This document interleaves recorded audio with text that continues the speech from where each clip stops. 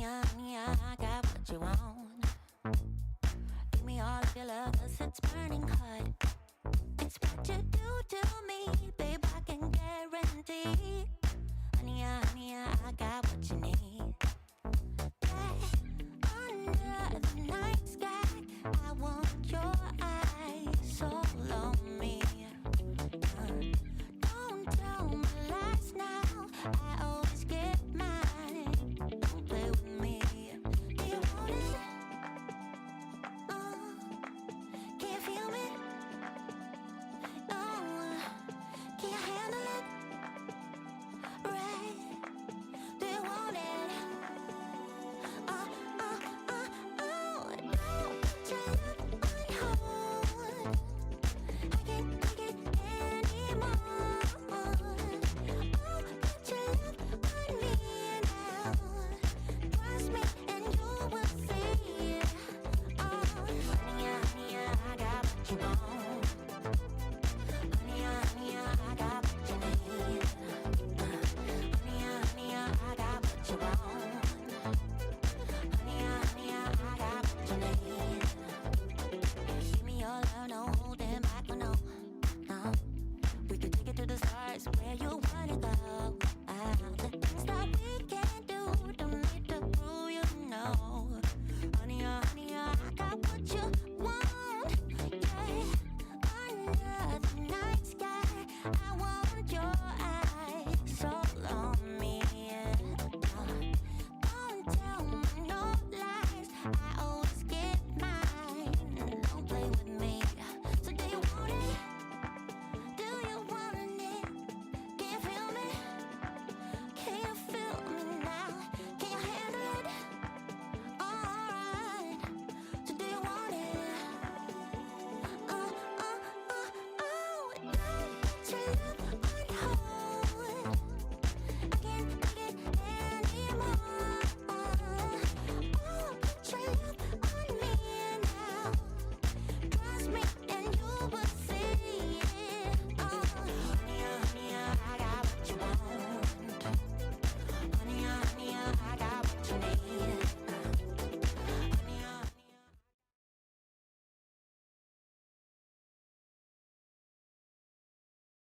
Hello, good evening. How's everyone doing?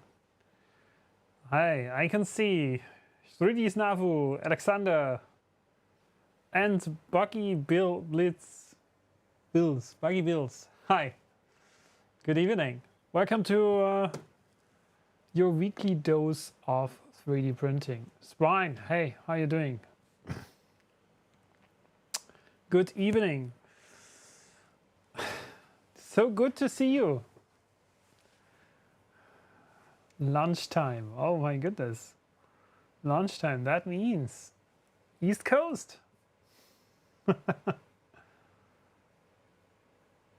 Or even West Coast, I guess. Lunchtime probably more like West Coast. Oh yeah, Pacific Standard. Okay, I see. So West Coast time. I see, my friends. Welcome back. So, what are we doing tonight? I think I have at least found a solution for the streaming problem that we had last time. Yes, Ryan. Happy to that you like the printer. Hope that it's working for you. Hope that it's working for you. Last time we have been building this this little guy here, the SV08, and during the last week I have been using this printer. At least I tried to use it, and I ran into several problems with the printer. We can start from the top. First problem that I discovered was that the Z-axis motors generate some noise. And I did a little bit of research and found that, well, this is nothing serious. It is still annoying and it can be solved, but you need to halfway disassemble the printer and clean the pulleys, which are down here. On each of these beams, there's a motor for like each of the corners, and SOVOL seems to have put too much Loctite on the pulley screws, and that basically overflew onto the little gears of like the belt idler, and so that's not blocking anything, but it's like it's creating this little rattling sound that is a little bit annoying. So it can be cleaned with alcohol. So at some point I will have to do that. So that's one of the rather little annoyances with this printer. The second problem was, like last time we did one print, if you remember, we did a test print, which was basically just a calibration print and didn't really print something serious. And then the problems started happening. So one of the major problems that I saw happening is continuous nozzle clogging issues, right? So I changed different materials, I tried different temperatures, I unclogged the nozzle several times, and still the problem came back basically every single print, and when it took longer, the clogging started happening again. So I did a little bit of research and tried to figure out what's going on, if people already had these kind of issues, and of course they had. Some claimed, okay, this must be due to the little housing here that's basically just the cover for the Hotend. It's very much closed, and there is the fan inlet for cooling the Hotend on this side, and there is, on the other hand, this outlet for the airflow that goes through. So basically the cooling of the Hotend goes through these holes, or the airflow goes through these holes. So it's a cross airflow from side to side. So this blower fan is pushing the air in from this side, and it's supposed to come in on the other side. Now, some people claim that because of the fact that this is so much closed and there is not so much airflow going on, it's better to have some kind of replacement part that is more open. So I figured there's a couple of options here. This one is very much just a frame that holds the cooling fan, or the parts cooling fan.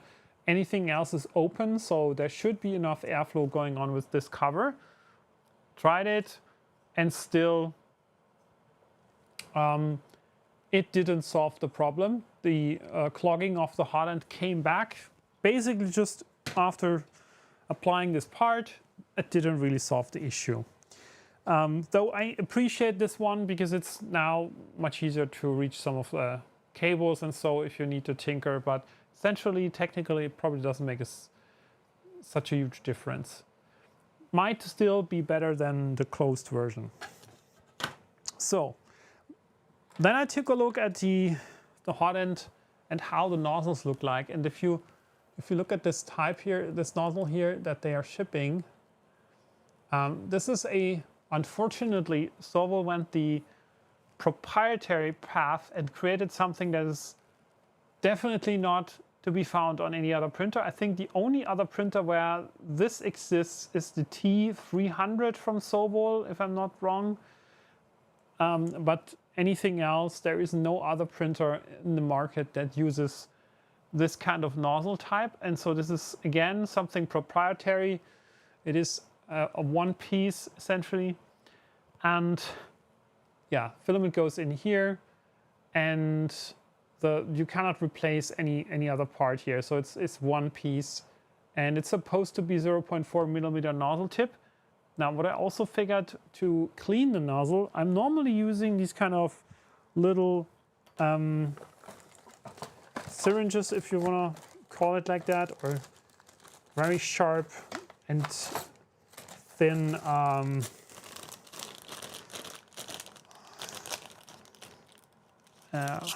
this one here. So basically you have this little cleaning tool, which is a very, very thin needle that should normally go into this nozzle tip. And yeah, it's not the easiest to get in there, but once you manage to get in, which is super difficult with this kind of light here, very difficult actually. Let me try this first. So yeah, once you manage to hit the nozzle hole, normally what you get on other 0.4 millimeter nozzles, and I tried also different needles that I already had, you normally can put them in quite, I would say not easy, but they are like reasonably easy to put in. Now on this nozzle, this is actually quite difficult, and on the actually currently installed one, it is super difficult, even if it's heated up to the printing temperature. Now it's getting a little bit easier now once it's in, but it feels like compared to other 0.4 millimeter nozzles that this might be a little bit smaller than the usual. Again, this is a fresh one. What I will do as a first step tonight to fix the clogging, we're gonna try to unclog it one more time. We're gonna do the usual things that we have to do to unclog a nozzle on any 3D printer. Basically the steps are always the same. And then we'll see if we can get it to print. Gonna switch out to another material again, see if that helps. I have my doubts, to be honest, that this is going to fix the problem. And as a next option, we can switch to the replacement nozzle. Maybe the one that is currently on the printer is kind of, I don't know, permanently clogged, or there is something that cannot get out, or it's simply drilled. I would say it's not drilled correctly, or it has some kind of production issue, whatever. So that is option number one that I wanna, or option two after we tried the unclogging and some test prints. Option number three is we're gonna print an adapter for this here, which is a Bambu Lab clone nozzle. It's a little bit of a modified Bambu Lab clone, which is Bambu Lab style, but it has replaceable nozzle tips, and it is also a high flow version. So we can potentially try to get this working on the printer. There's an adapter that we can print, which we have to do in ABS because of the heat creep. Then we can try to install this one here. But we have to crimp the cables, and I'm not sure 100% if I can, if I have all of these super tiny plugs. So I need to figure out if I have at least the ones that we require here. But we can at least print out the adapter and see if it fits on the Hotend. And option number three, or this was option number three. Option number four is something that Jonathan from the Next Layer offered, is we could probably, I don't know how quickly we can do this, maybe next week when the part is coming. I have ordered a Revo adapter from PCB Ways, which is created by Jonathan and some other folks to adapt the Revo system to the SOVOL SV08.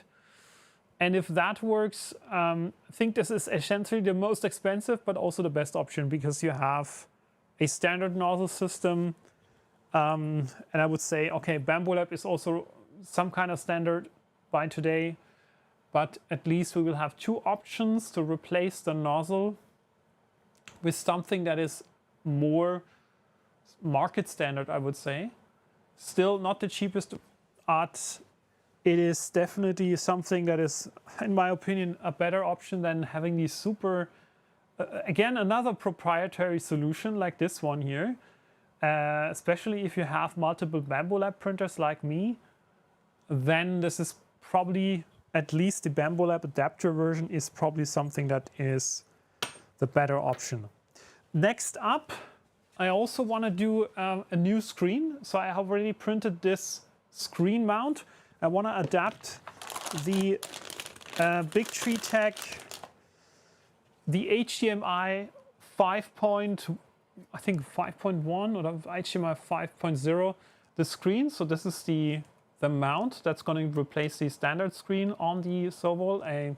So we are going to repurpose this already existing HDMI 5 screen from another printer to the SV08, and there is also some little thing here that we already printed, which is the screen cover, which is supposed to be, this is going on top once the screen is installed in this mount. We're going to have this little screen cover, hopefully looking nicely in there. So that's going to happen also tonight. So we have a lot of things to do this evening. First of all, yeah, I want to get the nozzle clogging problem solved. So far, I wasn't so successful yet. That's why this is definitely on top of my list. And one of the things that we need to do is, for sure, is unloading the filament first. Another thing that I discovered while using this printer, it is quite loud. So all of the fans are running mostly all of the time, and this is not, even though if you have an enclosure for this printer, this is, unless it's completely enclosing the whole thing, like the one that we built, that's an option, because that enclosure that we built in the last week, so this one here, where I currently have my Ender 3 V3 in, this can definitely solve the noise problem of this printer. At least I tested out the Ender 3, and that is definitely much more silent now. And that could also solve the noise problem of this printer, at least if you don't want to swap out all of the fans, then this can at least help with the noise levels, because it's completely enclosing the whole printer, not only some panels that is closing the build volume, but it's really enclosing the whole printer. So at some point, I'm just gonna try to put this printer into the enclosure and see how it works. If it works, probably gonna need to relocate the filament, of course, but we have a solution in this. Already there is an outlet for the filament on top, so this is definitely possible to do. And yeah, but this is probably not for tonight. We're not gonna solve the noise problems tonight. We're gonna solve hopefully some clogging issues. I'm not sure if we can do it, but this is definitely my first thing that I wanna do. And so let's start with the procedure to unload the filament, and let's try to figure out if we can unclog the nozzle. So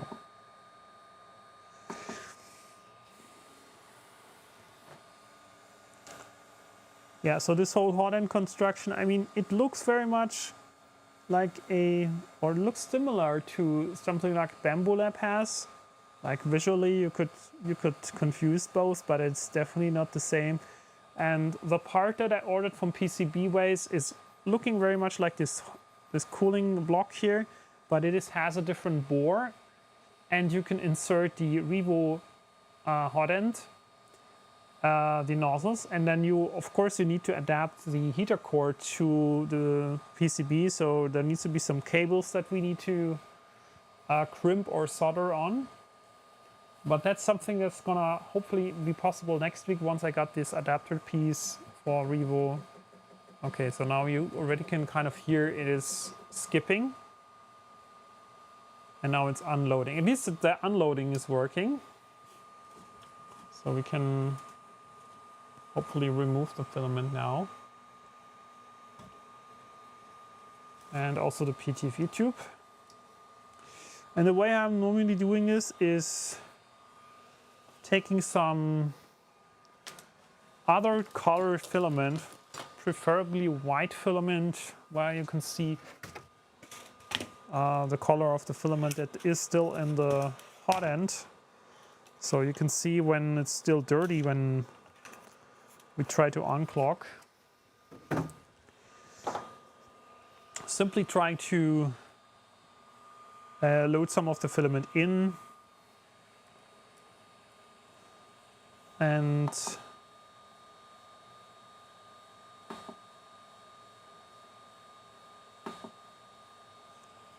Then we can, we're gonna let it cool down to 100 degrees after it is loaded.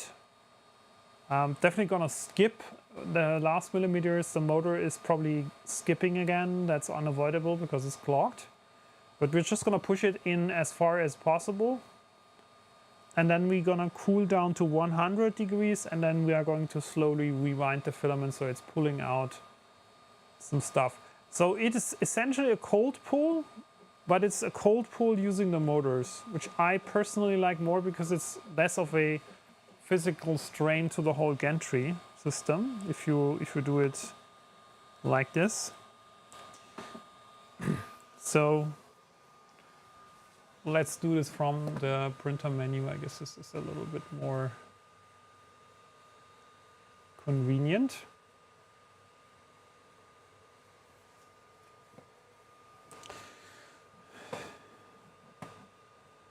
Yeah, we have a new type of nozzle, a 0.37 millimeter nozzle. Yeah, definitely, that could be. Are you sure your heatsink fan is running? Yes, it's running. I can see it running. It's definitely working.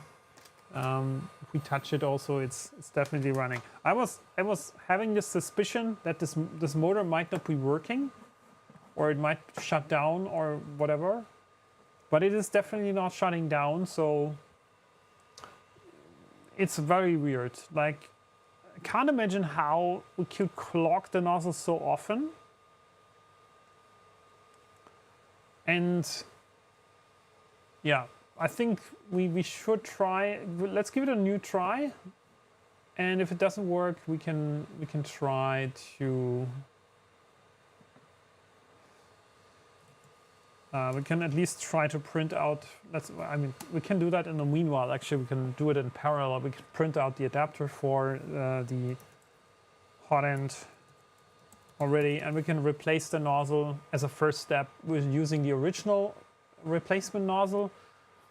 What I also did is SOVOL offers something on their website now, which is actually didn't exist until yesterday. If you have been looking on their website for spare parts for the SV06, I found something.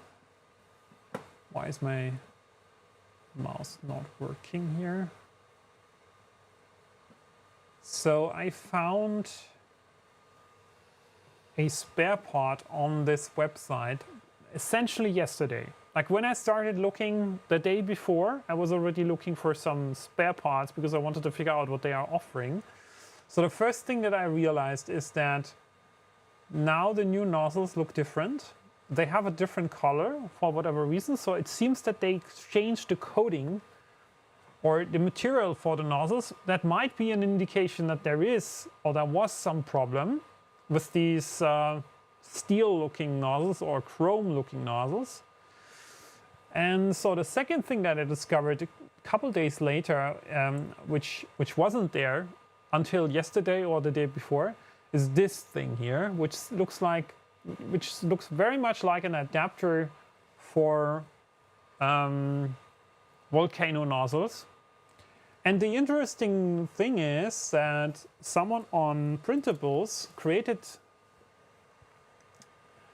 a part that looks very similar. Let me find it. I hope it's here. I think it's SV08. I'm not sure if it's here. I think it was here, SV08 Volcano. I think there was something that is, where was it? On PCB way, yeah? Yeah, by Manuel Gaschler. So this looks very much like the part that SOVOL offers. There's a little hole here for the temperature sensor, which isn't visible on SOVOL's picture because it's probably on the other side and it's never shown. But for me, this looks very much like this part, which has been published here on the on PCB Ways as a as an option to adapt different nozzles, like actually V6 Volcano or the Creality version of the Volcano nozzle. So even different types of nozzles could be adapted using this part. And so it looks very much like SOVOL has taken this design and made their own version of it now. And they are now offering this as an option. So I decided that I'm also going to give this one a try and see if this works better. And what I like a lot about this, or what I like mostly about this, first of all, we have something that we can replace easier. We just have to screw the nozzle out. And secondly, we can also use different types of nozzles. We can definitely have a bigger variety and choice of nozzles because, for example, we could like hardened steel nozzles, we could use high flow nozzles, all these things which are basically market standard and cheap. Not to forget, very cheap, because they are so standardized now, or they are so broadly available, that this is probably one of the best things to do if you get annoyed by another proprietary solution. Now also the nozzle diameter is something that concerned me a little bit. I don't want to buy something like this kit here, which is containing basically nozzle, it contains 3 nozzle diameters that I actually do not want on this printer. 0.2 doesn't make sense on that kind of huge printer. Why would I ever use 0.2 on this kind of printer size? 0.4 is already something that I would say, yeah, it's a little bit too small still. So I would rather like to change to 0.6 and maybe 0.8. But 0.6 would be my first choice. 0.8 would be my next best choice. And so I don't want all of these other nozzles. So that's why I don't want to buy that. I'd rather buy something that I can universally change and get cheaper options anywhere. Okay, so that's what I discovered so far about the printer. And then again, there is this other part that is not very cheap if you order only one of them, which is my, where is it? My profile. I think I have something here. My profile. Not sure where this is now. Here, my order. Yeah, so this one is the thing that not sure if this works now.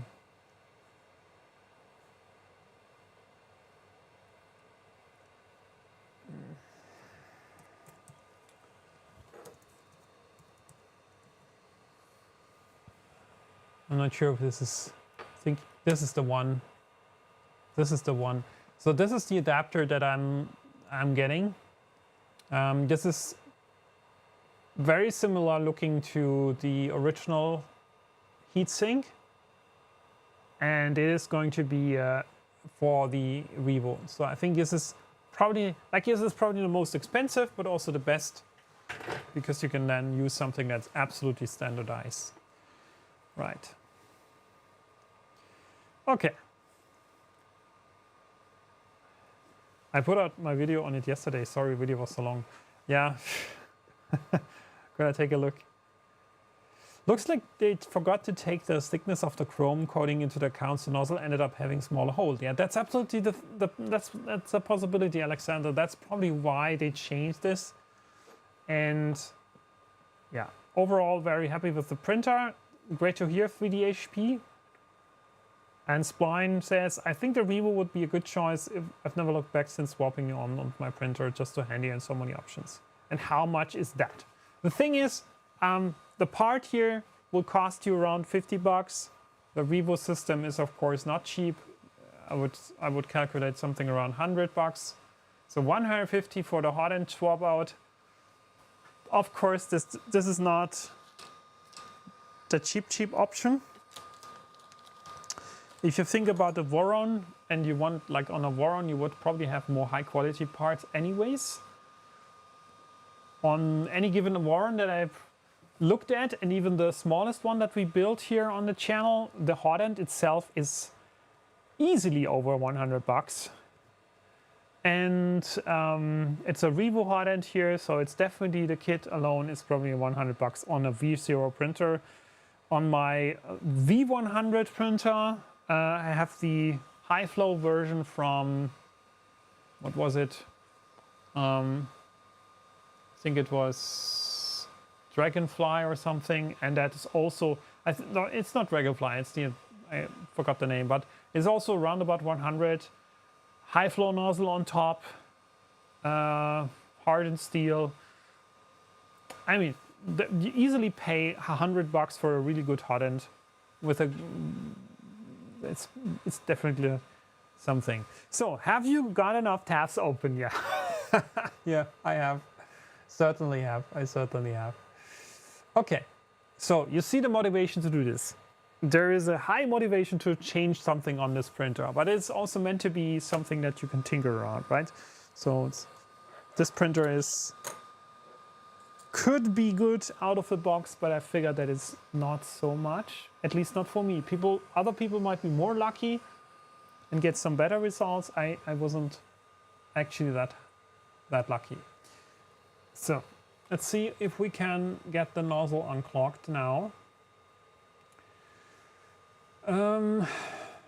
Let's check out. Can we find the printer on the network? This is my first question.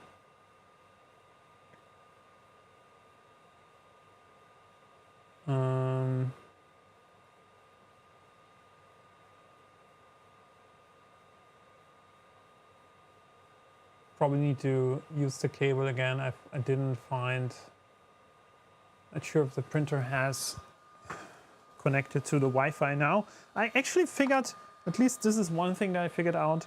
I fixed, at least I could fix the Wi-Fi problem, hopefully. Show IP. Yes, okay, that works. So I fixed the Wi-Fi problem by using an Ethernet cable and then logging into the printer using an SSH console, and then I was able to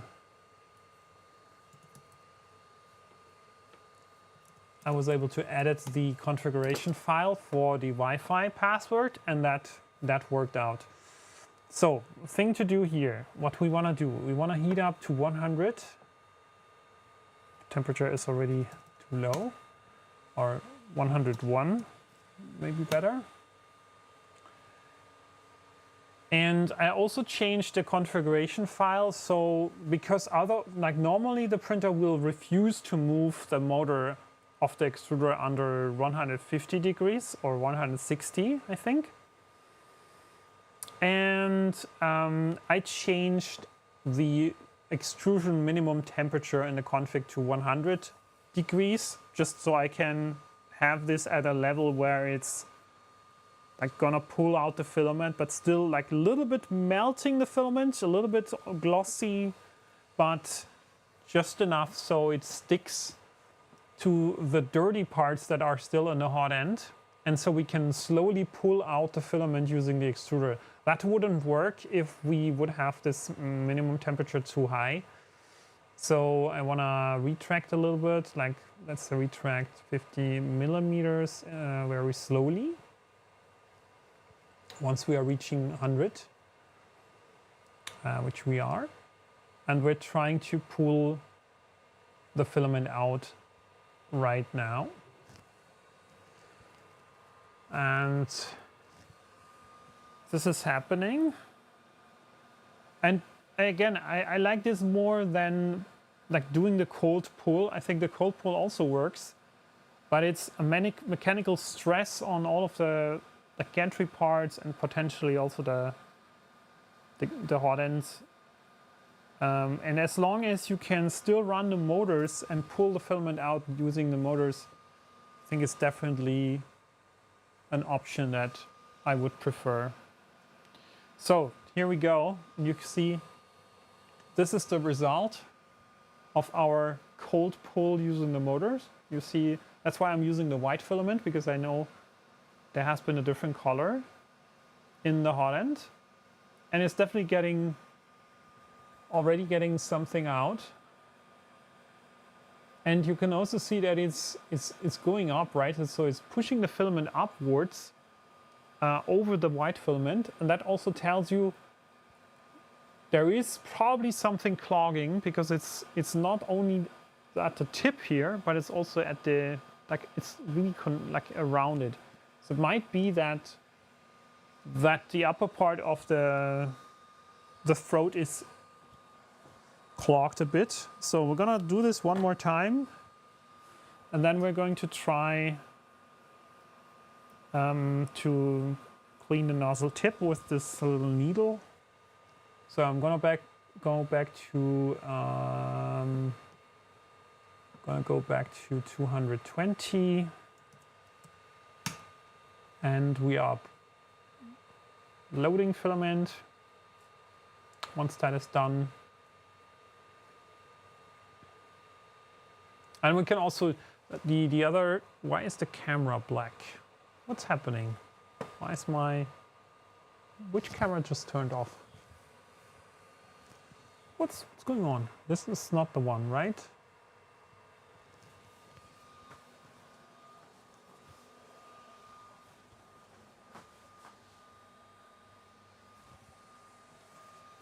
What happened?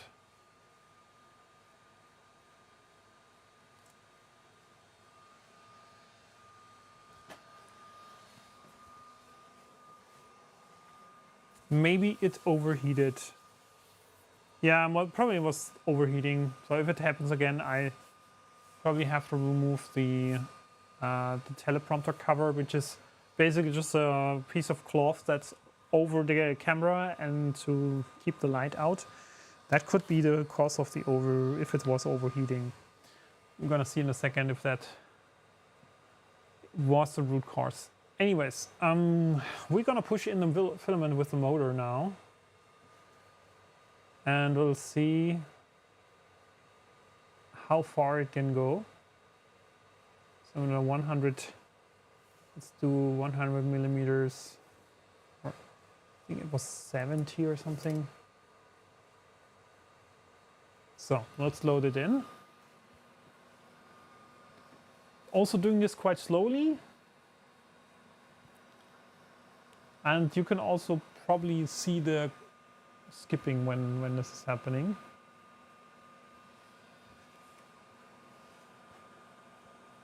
If we see some skipping now and nothing comes out at the bottom, we will definitely have to repeat this.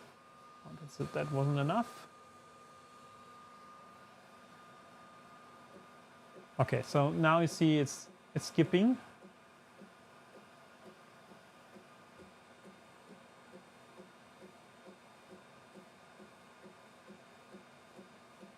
Yeah, camera overheating is probably the problem here.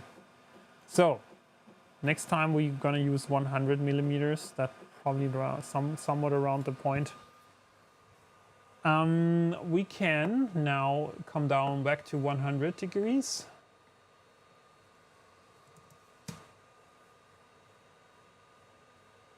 That will take a minute or something. No, it's gonna take a few minutes. Yeah, so, and we probably have to repeat this process a couple of times. So I did this last time. I managed to get it unclogged. It printed for, I would say, 5 minutes, and then it happened again. And that's what I really don't understand. Like, where's this problem coming from? So my best guess is really nozzle tip is, or the nozzle diameter is a tiny bit too small. I want to just verify this because I have this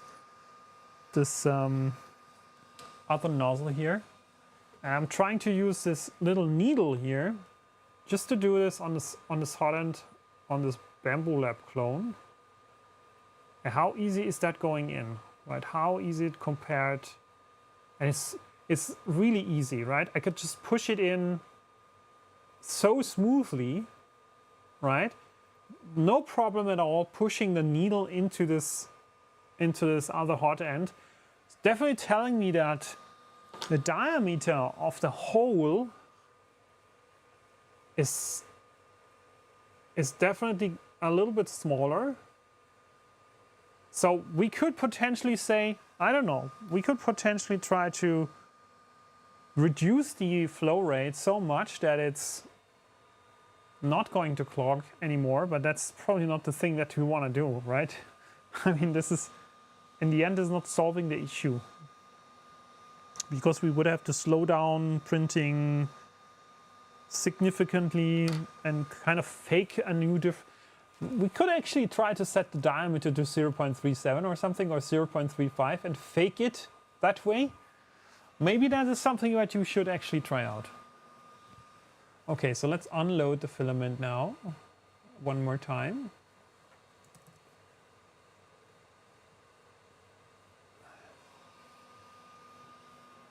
At the 100 degrees.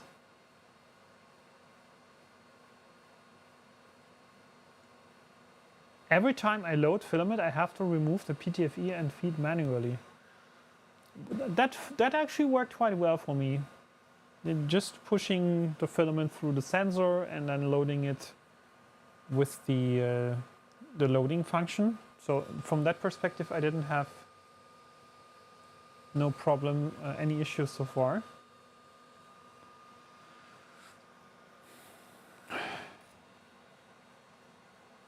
Okay, so it definitely pulled out something.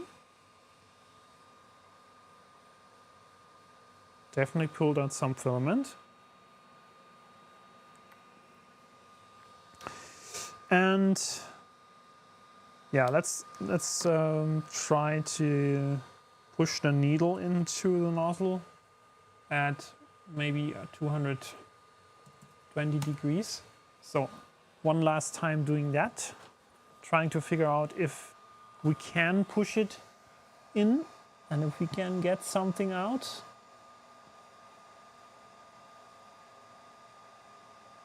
It's worth a try. I guess it's worth a try, but I'm not so hopeful that this is going to finally be resolving the problem.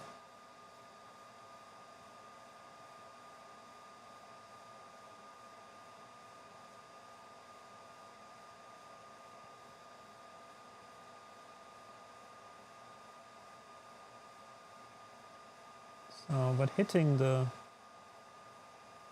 bore is definitely not easy, especially because it's so small. It's the diameter is too small. It is actually much harder. So we can now. I'm trying to push it in. It's super difficult.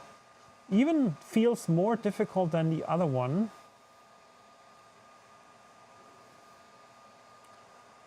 So working my way up, but it is somehow working. It's somehow going in a little bit at least. How far, I'm not sure.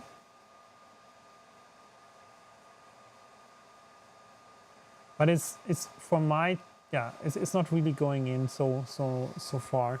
So for my taste, it's definitely too small. But it's possible that this one is maybe even worse than the replacement. So I would rather, like, we can probably try it again, but going to a higher temperature or something. But higher temperature could also mean that it's going to expand also to the inside, and it's even getting smaller, right? The runout sensor was done. That on arrival, it's an optical sensor. SOVOL is sending me out a new one, unplugged for now, and printing without it. Yeah, I had the same problem on the SV06, if I remember correctly. And that was constantly very much flaky. It was giving random readouts, and I had to replace it. I didn't replace it with a new one, with an original one. I replaced it with my good old clicky switch-based 3D printed filament sensor with the 608 bearing, so the one that I used for all of the years now on the Ender printers, which is a physical switch, simply works, and yeah, that solved my issue at least. But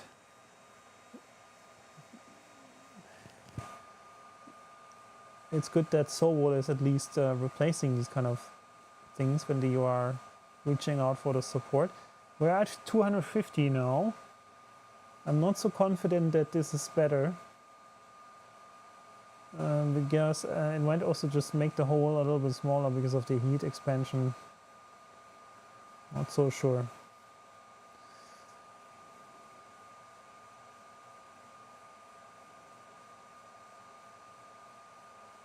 And first of all, you need to get the needle in, and then you need to be lucky that you're hitting the right spot. It's not easy.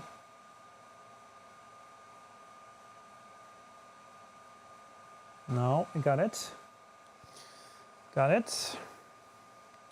So I'm trying my best to push the needle up and turning it by also twisting. So we're not gonna bend it. But it's very, very hard.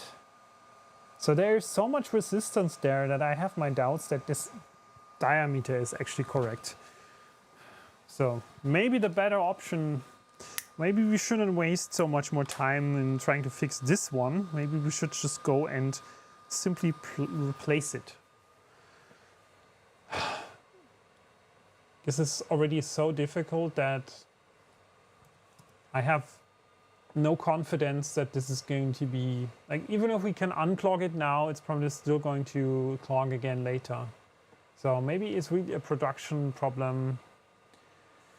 SOVOL, hey, Casebow.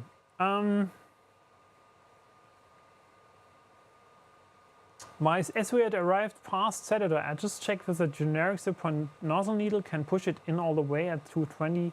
Seems there are some quality check issues. Maybe, can you check, could you do me a favor and check out if you have this steel color version or if you have brass looking like?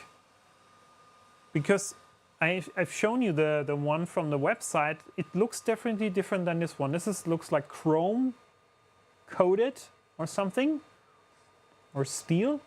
And the new ones that they are selling on their website are looking more like brass. Optically, visually, they look different. So maybe you can tell me how yours looks like. Maybe that was one of the first production batches that has this one. And that might be my problem here. I also reached out to SOVOL and we need to take some pictures. Probably just gonna take a picture of this part. So we can hopefully get some new version. But it definitely looks different than the one that they are selling now.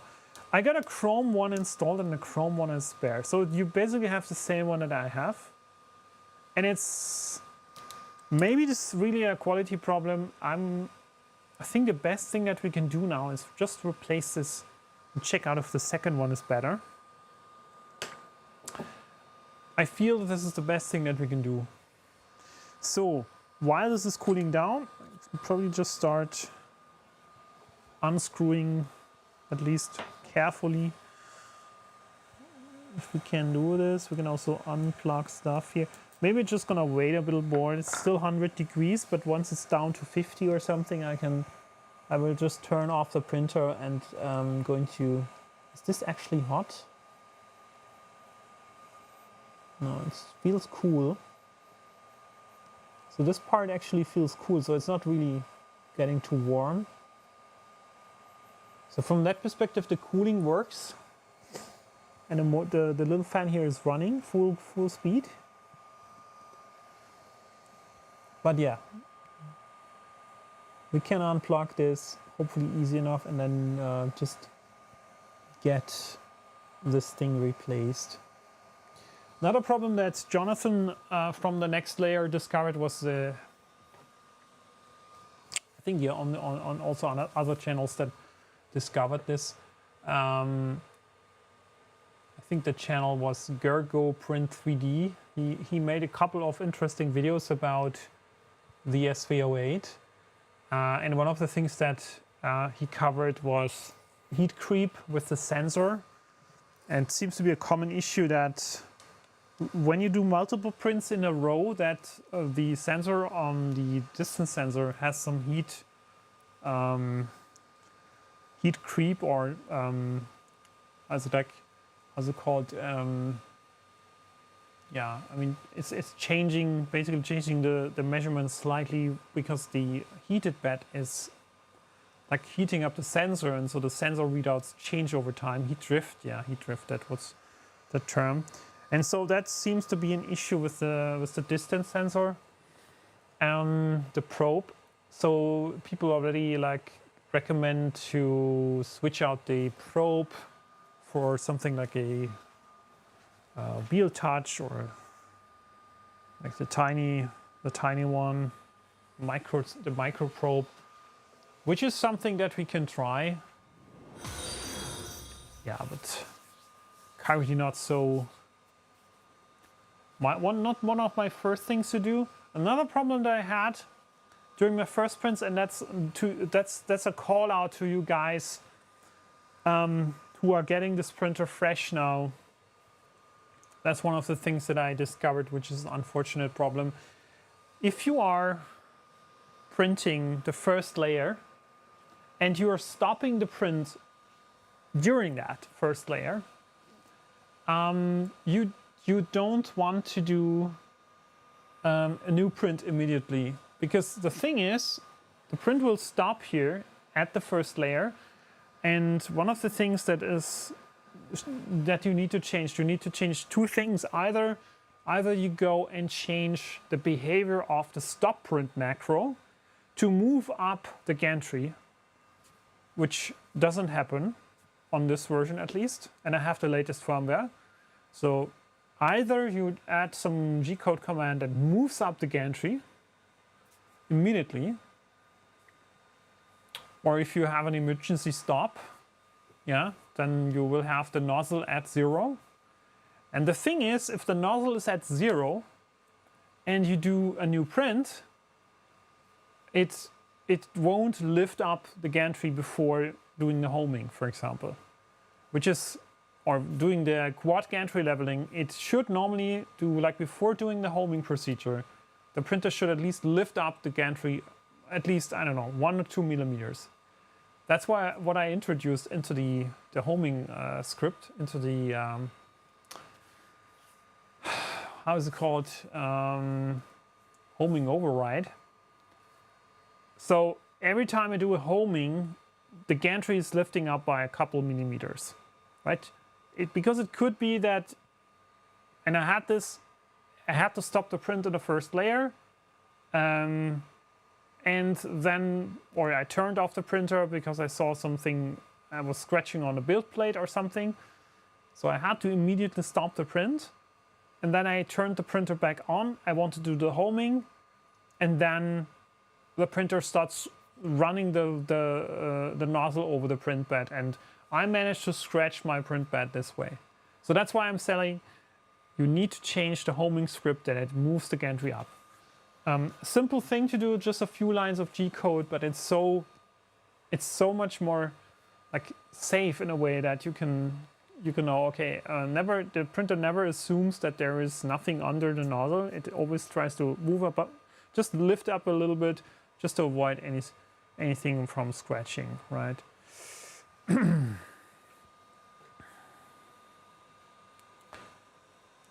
Hey Crosslink, this question is regarding some of your old Ender 3 videos. Did you use a breakout board on your experimental one? I finally built the Heromis Gen 7. Well, I did use, that's coming from Folgy. I think that kind of change I made because I thought it would be easier to replace stuff if I had a breakout board, which is simply just a prototyping PCB where you have these stripes on the back, and you can just solder and cut the stripes if you want to interrupt them to create your own like prototyping PCB. So I tried to use that and solder these connectors on, so one of these standardized JST connectors, and then I cut all the wires off the hotend parts and connected them to the PCB, and then also created cables from the mainboard to that PCB. The downside of that, I mean, that worked somehow, but actually what I figured, it was completely unnecessary because I never did so much experimentation that it was worth the effort and worth cutting all the wires and creating all of these cables and crimps to do that. And it also introduced some issues because not all of the connectors were perfectly working. Some of them had connection issues, so I had to figure out what was broken. So it's not, I wasn't entirely happy in the end with this kind of thing, so I would not recommend doing it unless you have a very good reason and you want to like do so many modifications. It's sometimes just easier to have all of the cables going full length to the main board, and then in the worst case you have to unwrap the cables, or you have to use a cable wrap that you could just open easily, and then you can just replace one of the components by taking out the cable of the cable tube basically, and might be the easier solution for in the end, right? Would it be easier to make them into jumper wires? Well, jumper wires, if you have extension cables, for example, also an option. Definitely, if you want to disconnect stuff, that's probably an option. But the question is always like, what's giving you more? Is it giving you more flexibility to swap out stuff, or is it replacing parts basically, or is it do you want to tinker a lot and swap out different sensors and different hotends and stuff like that? So I think then you can definitely look for an option like having connectors for everything. Like for example, E3D has it with their hotends. They have the standardized plugs, the Molex or mini Molex, and I would probably just rather go with cables that have these kind of standardized connectors, which are probably not just and not jumper wires. I would probably more go for the Molex plugs and have Molex female-male connections for all of the stuff, and then have an easy way to swap out the hotend or swap out a heater or something like that, or a sensor. That's probably the thing that instead of going the PCB, that wasn't probably my best choice there. Hello, thank you for following. We had a couple of more followers, couple of followers coming through. Let me call out. Thank you so much for following. Helps the channel a lot. Let me check out who's new. So I saw Jerry 3DHP, thank you for following. Lagaf90, thank you for the follows. Dorby81, Morris Inc. also 10 days ago. I think I missed that as well. And Moonlight LS92. Thank you. So where have we been? We wanted to wait for the cool down, and I think we're like pretty much there. We can cool. Printer is cool. So, and once it's turned off, it's also so much more silent in this room. So first thing, we're gonna remove the rubber protector, the heat shrink, or yeah, this is surprisingly easy to take off. So this heat sock, not heat shrink, heat sock.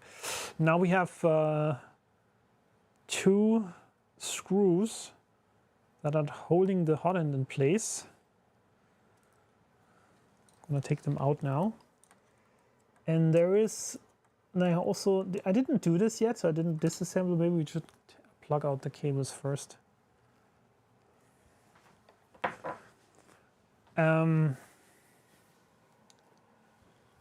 One of the things that I heard about this hotend, or I didn't see it yet, but at least I saw it in the videos, or people were mentioning that there is also some PTFE tubing inside of this hotend, which is, from my point of view, an unnecessary step back, technically, I would say. Why? I really do not understand why this is necessary. So why couldn't they come up with a hotend design that doesn't require using a PTV tube inside again? That sounds a little bit like the good old times of Creality hotends from the Ender 3, generation 1 or something. So, one screw and the second one. So we can pull this out easily. That's at least positive. So let me show this. Whoop. Probably have to adjust. We have to adjust. Sure. Let me see. It's a good question.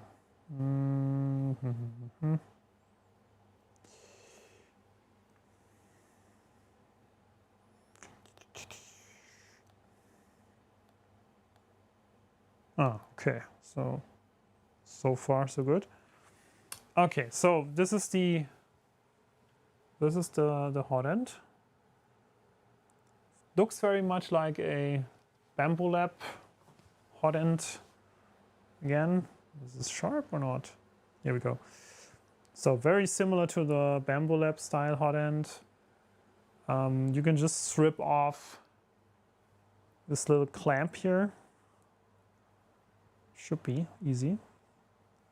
And then there is this heater, ceramic heater underneath, and underneath this is the little temperature sensor. So it should work very similar to the thing from Bamboo Lab, which raises the question, of course, why do you need to reinvent this thing even? Why do we need that? If we could just use a Bamboo Lab hotend. Yeah, there's a PTFE tube in the hotend in it as well. Yeah, and that was my surprise actually that I had. Why is this even necessary? Why do we need that? Honestly, this is such an unnecessary design choice. So many other brands can work without PTFE tubes in the hotend. Why is this not possible for SOVOL to do this? Why? Why? But yeah, we won't get the answer probably. So carefully, I'm taking out the sensor here, the temperature sensor, which is in this little hole here. And second is we're just gonna remove the ceramic heating plate. It's normally just, there's just some, why is it not coming up? Probably need to little sharp knife, get it under carefully. It's actually sticking quite well. There is heat paste under. Well, this, yeah, I think this is going to work now, hopefully. Getting up, come on. So, this is the heating element. And this is the nozzle. So, the thing in question, yeah, we're gonna put this to the side. I think this is something that I will take a photo of for SOVOL. I don't know if this is helpful for them. This is not going to tell them anything, honestly, but I hope that they will send me some replacements and hopefully not again this steel stuff here or this chrome version. My doubt or my suspicion is that this whole thing is not so well designed, and probably the reason for, or the root cause for the problem is probably the coating, as some of you already guessed. So we will apply just a tiny bit of this conductive heat paste here. Not too much. I mean, if it's too much, it's gonna squeeze out, but Just need a little bit. Similar to how you would do it on a computer processor. Then we just put this on again, but in the right direction, of course. So this little heater just sits on top. I'm always wondering how this can actually work, right? Is this just, like, is this such a small part, such a flat piece? It's so hard to believe that this can actually heat up something like this so hot. It's astonishing, honestly. So then we do a little bit of this onto the hole. And we push this sensor in. That's already enough. Running this up here. Oh no, don't disconnect, my friend, don't disconnect. Yeah, this is a little fiddly. So we want to keep this in all together, so we don't want to have it coming apart. And then we're going to slowly push this little clamp over. But we still have to keep the things in place. So keep the position steady. Keep this thing in, and then we're gonna push it over. Slowly push it over. By the way, this is not different with bamboo's Hotend, so it's as complicated or difficult or finicky as with the bamboo Hotend. So you have to do this. And once it's over, like once it's holding everything together, we are ready to get it in. Just need to make sure that we don't have any cables. I don't know where the cables have to go. We have to figure that out once we have it on the printer. But this is how it looks like in the end. It's fine. We can still see most of the stuff happening. Okay. Black cam. Well, yeah, the other camera is probably not the most important one. The camera overheated, yeah. Let me see. I can take off this teleprompter cover. I think this is, currently I don't need it. So let me take this off. Move it to the side.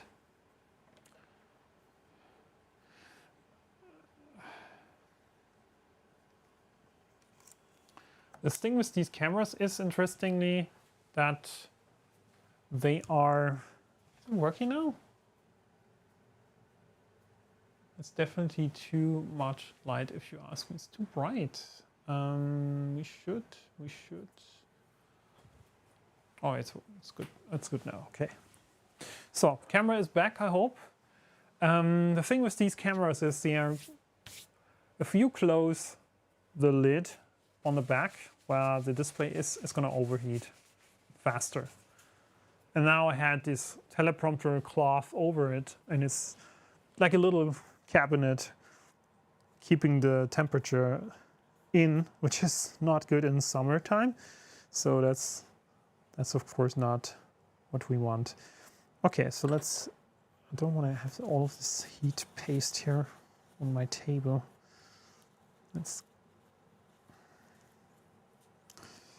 Okay. So next up, reinsert the Hotend.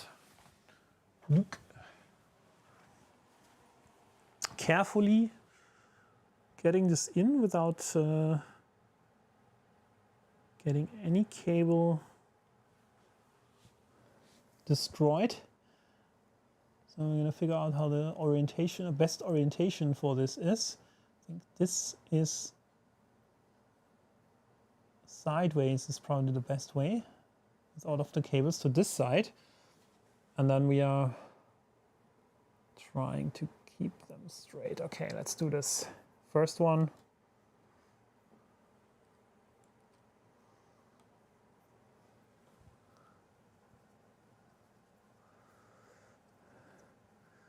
I mean, in the end, this is not so complicated, but again, having another proprietary nozzle solution, I'm not so happy about this.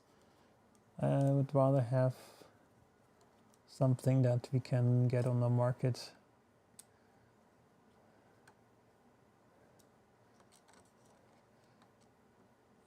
We have more options. So, some comments on the chat. What's going on? Oh, only 105 in Vegas today. Camera needs cold beer, yeah. I see. You just had a tasty pint of Guinness, my friend. What's going on? Unfortunately, I only have Red Bull here. I only have my Red Bull. I hope your car isn't black. Yeah. Okay, so we are almost there. But Kokelson. What is this? Kokelson. Okay. Cheers. This video is not sponsored by Red Bull. Okay. So let's do this. Carefully inserting these little plugs. Very, very careful. They are so small. Okay, number one. And here we go. And this is also something that, yeah, I would really want to debate with the guys at SOVOL. Why did they choose so many different plug types? Why so many different plugs? Like different types of plugs, sizes of plugs. Same as with the screws, right? There was four different sizes and types of screws just to do the vertical beams to mount them to the frame, right? Why? This is so, like, this is crazy. Why would you do that? So, are we ready now? Cables are coming out here. Is everything in place? Nothing's getting in the way. So last thing to do. We have to put the cover on. I will use this new version, this new cover. I would say the minimalistic one. One thing is missing with this cover, which is what we want to do as a final thing is, I'm still missing the little magnets that hold it in place. So I'm just gonna quickly put the magnets in, and I'm gonna put some super glue on. That's what I missed to do. Still working without the magnets, but with the magnets it's gonna stick more. We have to figure the orientation of the magnets first. I'm gonna put them on, just gonna let them find their own orientation, dropping them in place. So they're very tiny magnets, so 4 millimeters by 2 millimeters, very small. Need the super glue, just 1 second.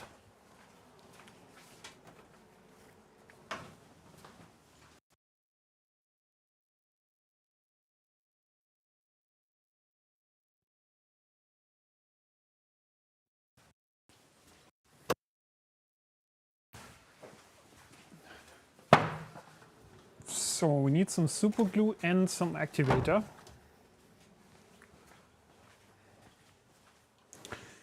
To do this. So let's take the fresh one.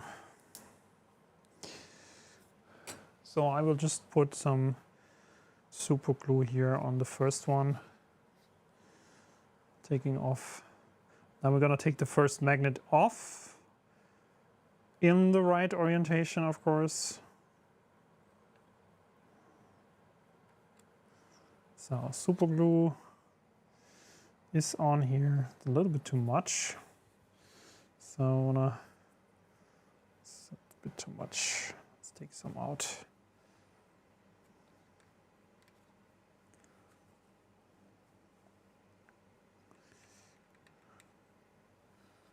I will show you the result in a second. The first one is I put some super glue on here. I'm gonna take the first magnet. Which one is it? It's this one here. I'm gonna take it off in the right orientation. And then we have to drop it in, which is not the easiest thing to do. Honestly, don't want to do this with my fingers. Don't want to glue myself to this part. Oh my goodness, and it's turning. Why is it turning around? Don't turn around. Come on. Don't do this to me. This is terrible. It's actually not as easy. I think I have an idea. But the thing is, I now have super glue on this part. I don't know. I think this magnet is already, I don't know. Is this working? I don't want to get super glue on this. Let's try another strategy. Put it on. Let's get it back on. Let's quickly put this over so we can hopefully get away with pushing this in. I'm not sure if this is going to work. Can we get this over the magnet? I am not sure if this is working. Honestly, this is probably not working. No, there's not enough space there. So we have to take the magnet off before if any super glue gets on this. Difficult. Very much difficult to get this inserted without getting the super glue on my hands. How can we make this happen? Okay. Anyways, I just pushed it in. I just pushed it in with my hands. Didn't want to do that, but it was the only option.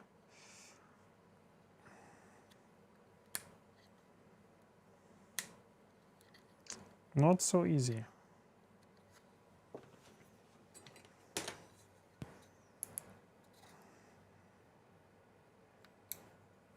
My goodness, why is it not working? What is so difficult?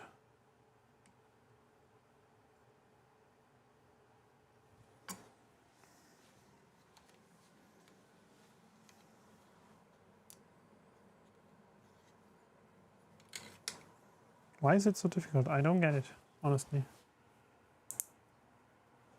The magnet should actually go in quite easily. The hole is big enough. I checked this before. But probably pushing the magnet in using something that's made of metal is probably also the wrong strategy. So we need to find something of plastic. Here, this plastic part will probably do it better. We need to use a plastic part to push the magnet in. I just tried a different flat piece of metal and it was not working. So hopefully this is going to hold. Stay in place, my friend. Trying to push the magnet into this little hole. It works somehow. Maybe this is the better strategy. Use something, use the plastic part. Use less glue. No, it was a little bit too much glue, I guess. So let's be a little bit more careful with the glue. Just getting a super, super small layer there. And then I'm going to push the second magnet in here. So let me get the second magnet off. Where is it? Here we go.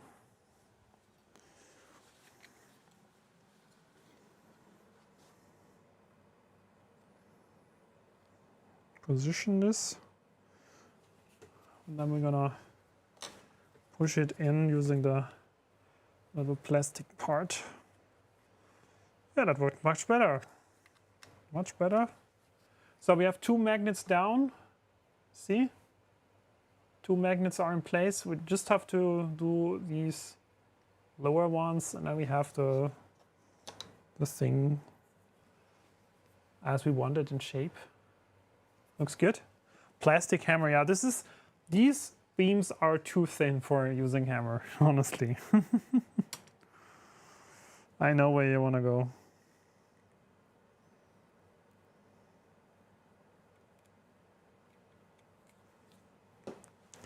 Good. This one.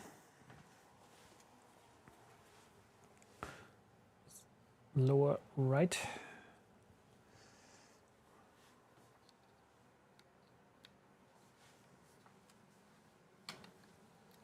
Okay, pushing that in. And one more to go.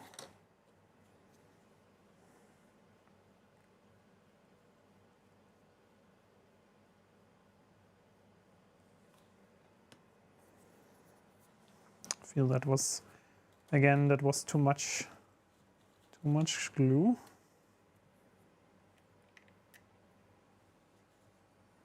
Yeah, but nevertheless, it will hopefully work.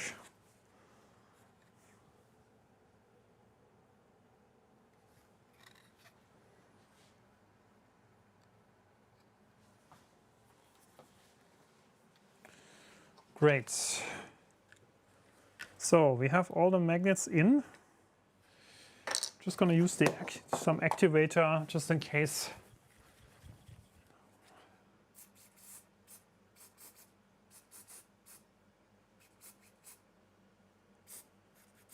So should be good.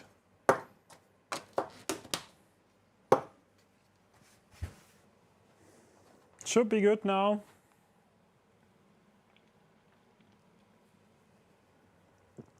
One can never have enough printers. That's right. So let's get the cover on. Let's hope this fits. Otherwise we have to make some minor filing to get it perfectly in position. The plug is in. Now we have to get this over. Hope all of the magnets are in the right orientation now. Oh, did it pull out one of my magnets? Why? Oh no, it didn't. Okay, everything is in place. Just need to, I think one of the things is this part is there is some clamps here on the side. It should also hold it. But yeah, it looks decent. Looks decent.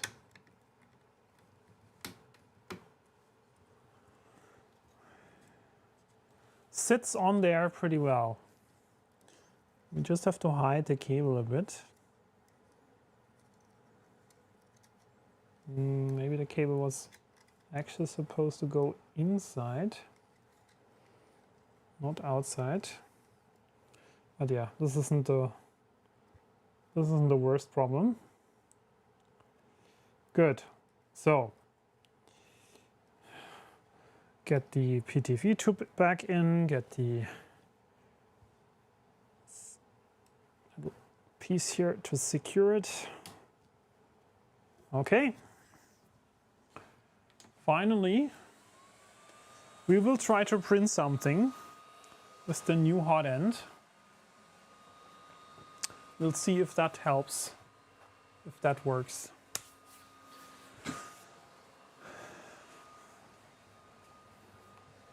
To be honest, I have my doubts that this is going to finally solve the problem.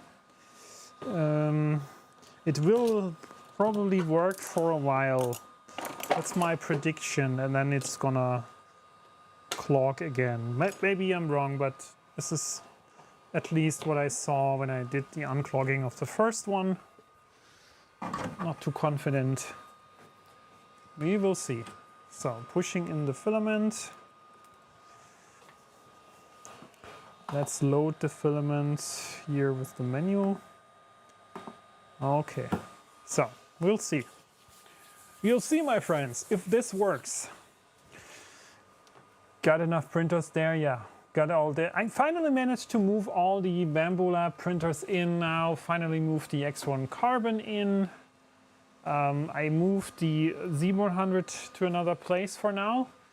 If you missed it, the new the new V100 project is almost done. So the new version 2 of the Z100 is at least design finish, and now it's still going to be tested and stuff. So there is probably some time still left to the final release, but maybe we're gonna see this happening soon. Okay. Regarding the homing override issue we were talking about earlier, which firmware version are you running on? I updated mine recently to 2.3.3 and my auto home lift set for 10mm before moving XY. Yeah, that didn't happen for me. I'm on 2.3.3 and the homing didn't lift. That was weird. So maybe something with the update went wrong. Honestly, I'm thinking like, maybe we can, I'm not sure why they need a separate version of Clipper for this printer. Not sure what they actually did change to make this work, but in the end, yeah, I figured I had to make this change.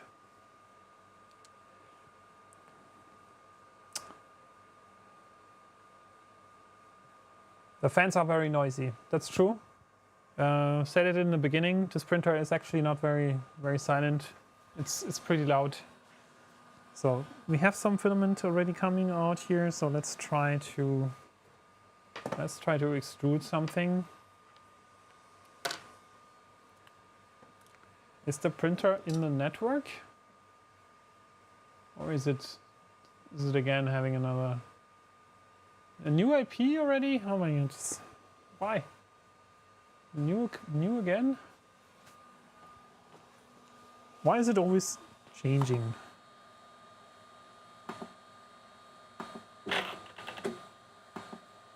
Oh, let's use... Wi-Fi isn't so reliable. I don't know. Maybe it's also in the studio. Let's use the cable. The cable might work better. So, off topic, did you have time to test the 8080 still alive with the ATX power supply? No, not yet. Not yet. I hope I get there at some point. But currently I don't know, I'm very busy with this thing here. It gives me headaches. And I had to get this huge enclosure off my table so I could work on something, and then I decided that I would gonna unbox this one here. So hopefully when we can move this printer onto its final location, I have some space again on the table to work on soldering stuff and so these kind of things. So let's see if we can now connect to the printer and is it working? Okay, so at least the connection works again with the cable. It's a little bit more reliable. So I will extrude some filament just to see whether this is working now. Go to 220. Let's extrude some stuff. Let's say we're gonna extrude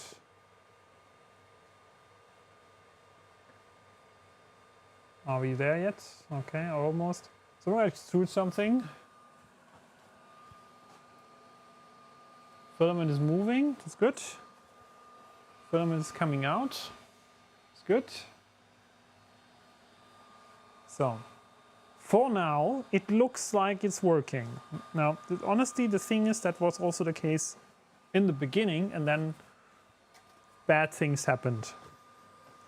So to do this now, let's give the build plate a quick swipe here, cleaning the stuff.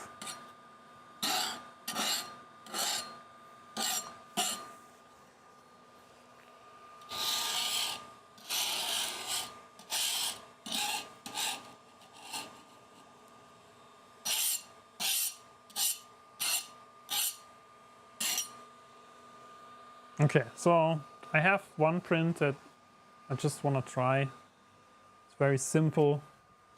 It's just a flat piece, just a flat square on the surface.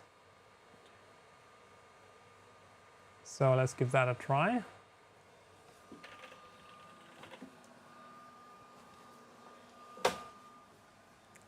Let's see if that works.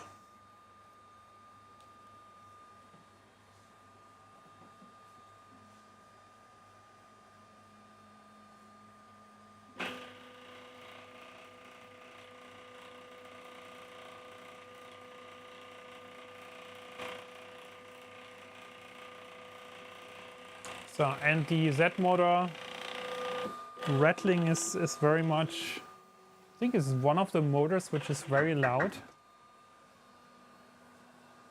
I will have to clean those pulleys, definitely one of the next things to do to make this noise go away. Get this dirt off here. Okay. Another thing, I don't know if you guys had this, before the quad gantry leveling happens, the nozzle is going to this corner here, and it's pushing down. It's going down, but it's going down too much. In my opinion, it's going down too far. So it's actually pushing against the build plate. You can see this because it's slightly turning, or it's twisting. Because of the nozzle pushing against the print bed. That's something that is also, I don't know if this is only my printer, but this is definitely a problem.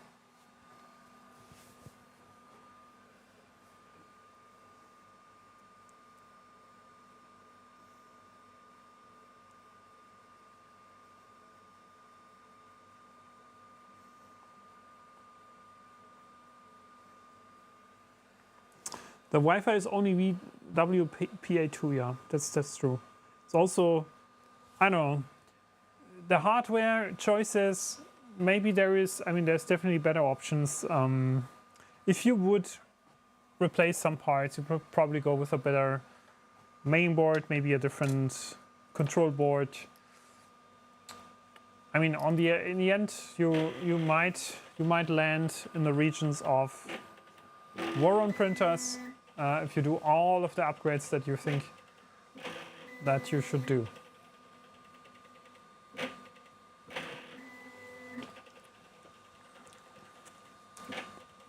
Best views here on Twitch. Hey! 20 people on Twitch watching. 10 people on YouTube. I think this is... Did we ever have so many people watching? Let's see. So I hope now, with all of these nozzle swaps and stuff, that we are going to get something. I really hope.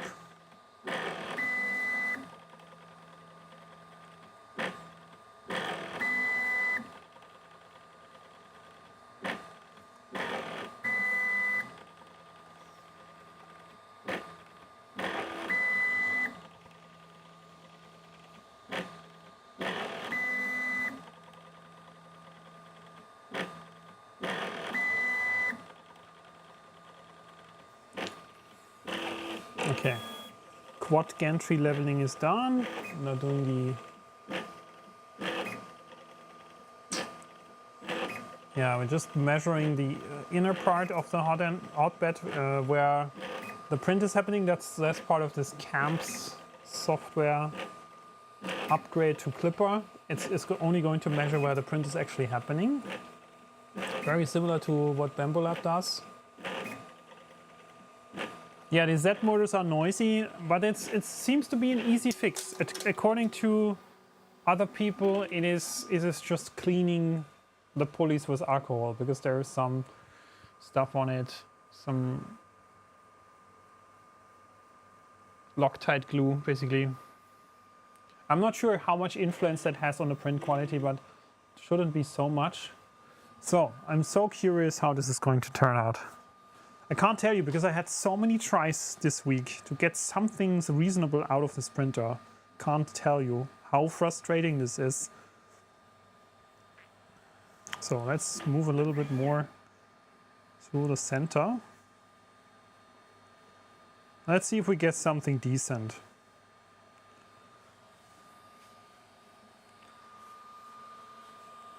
How's the distance?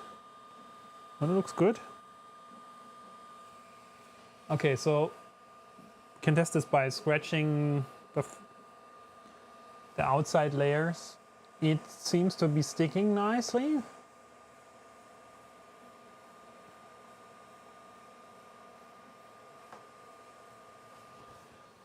With the new cover, I think you should do another input shaping measurement. Yeah, that's probably correct.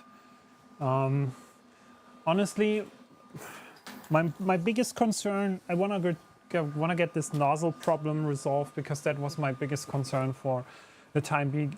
So annoying that it was always clogging. So that I really want to get this done. So want to figure out. We want to do something, maybe a little bit of a bigger print. Just to figure out, because, I mean, you see, I have an example piece here for you. That was the print that I did. So on this side, this is an increasing, every single layer, the speed is increasing, right? So it's completely normal that up here it's gonna start looking bad. But from this side, it looks actually good. Right, these layers here look fine until we reach the extrusion limit. On the other side, it looks terrible. It looks really terrible. And that was the first piece where I was wondering what is happening. And so I started printing more test prints, and I discovered more and more of these extrusion issues, eventual clogging issues. For now, it looks fine. So far, at least. I mean, yeah, we can probably go, I think we can lift up the nozzle a tiny bit.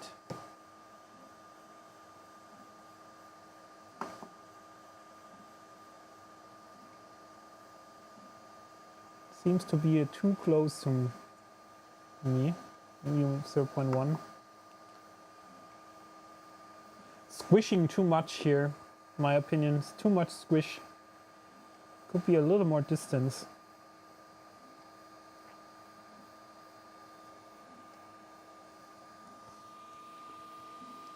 Yeah, it starts looking a tiny bit better. It's always a little trade-off, like how much squish do you want on the first layer? Do you want to maybe push it to the limits, like push the filament down so much? Or should you lift it up a bit? For now, it looks like 0.1 millimeters higher is just good. And although this printer has all of these automatisms with the distance sensor and stuff, is still, I think it's still something that you should tweak a little bit with these kind of test prints to figure out, okay, this is definitely feeling a little bit rough here, and here it feels much more consistent. And you see the difference. It's visually noticeable different between these layers here, where I just increased a little bit the height. We're gonna see it once we take it off the build plate, if it's still like one piece or if it's already tearing apart. So you can see, is the Hotend fan running? Ow! Yes, it's running. It's running.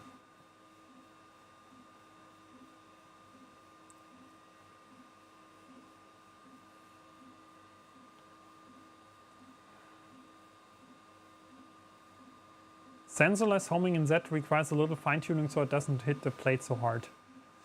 Yeah, the sensorless, I mean, the very much the front left corner where the parking position is for the quad gantry leveling. So what happens is the printer moves to the front left corner to park and wait for the heat bed to heat up for the quad gantry leveling.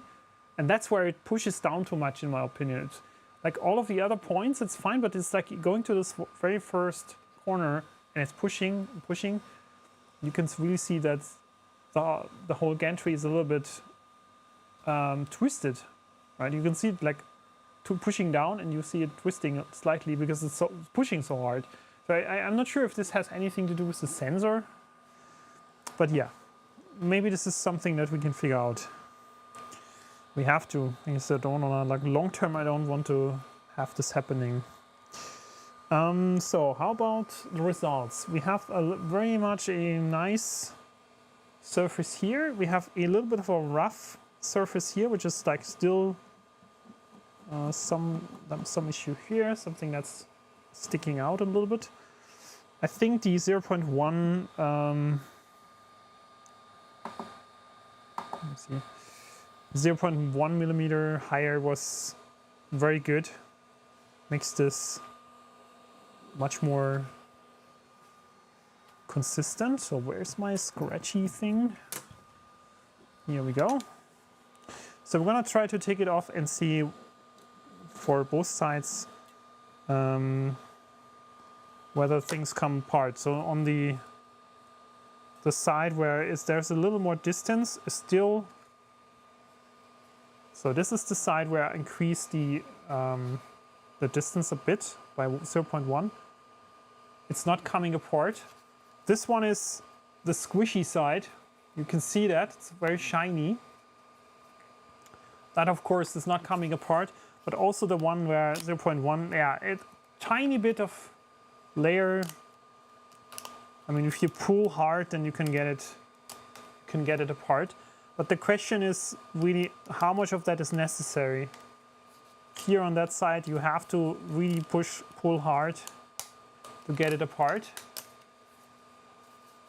So we'll have to figure out, maybe just somewhere in the middle is maybe the perfect distance. But this is, I think this is still fine because we're gonna have the second layer on top and it's gonna hold very well.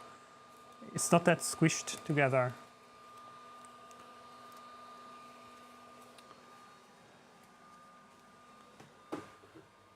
Yeah, it doesn't make things better when it starts twisting the frame. That's what I'm a little bit concerned about. Why is it going into this front left corner? I don't know. Why is it pushing the gantry down so much? It shouldn't be, right? It's actually supposed to be a parking position. Why is it going down for a parking position? I don't understand that. Because it's doing all of the points measurements like for the quad gantry leveling anyways, right? So it's going to do a measurement in this very corner. It's going to go to that corner again and measure the distance with the sensor for the first corner. So why is it going there to park the nozzle and then push it and ram it into the plate? It doesn't make sense to me, honestly. I don't get it. There must be a firmware problem or something like that. Yeah, it's Z height for parking. I don't know what this is. It shouldn't be, right? So what we can do, let's start something bigger. But before we do that, let's do this calibration for the vibration compensation. So let's check out where is this in the menu. Advanced. Belt test. I'm not sure if this is the belt test. Auto calibrate.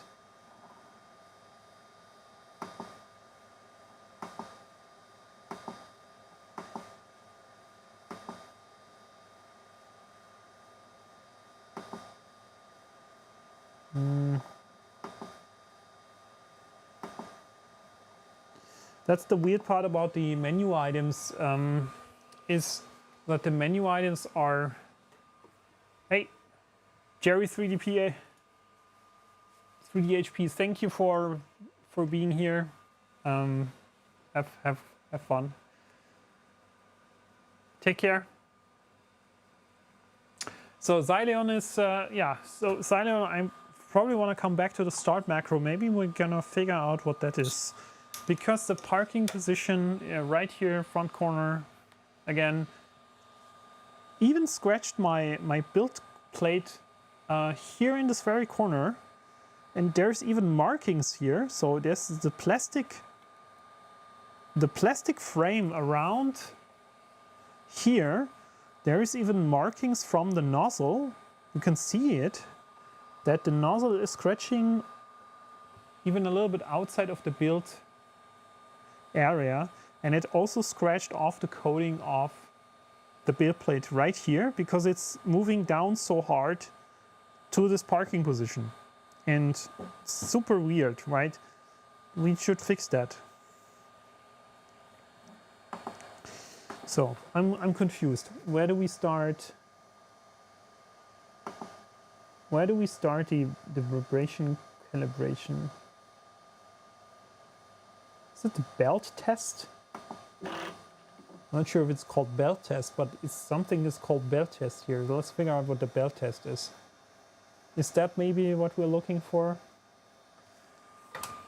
I'm not sure. Why is it called belt test? What is it doing?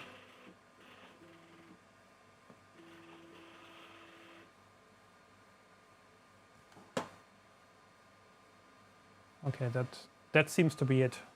It's doing the input shaper test.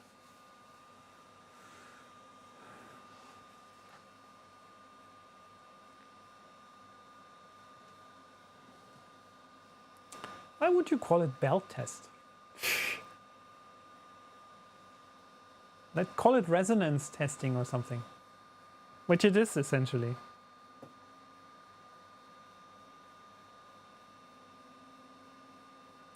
Okay, so that's gonna take a while. That's gonna take a couple minutes.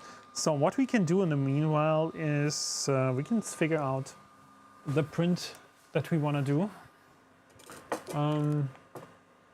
Let me figure out printables.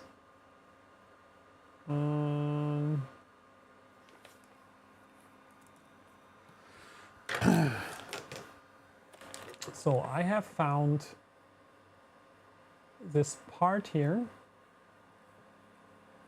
The only thing that I need to figure out is what kind of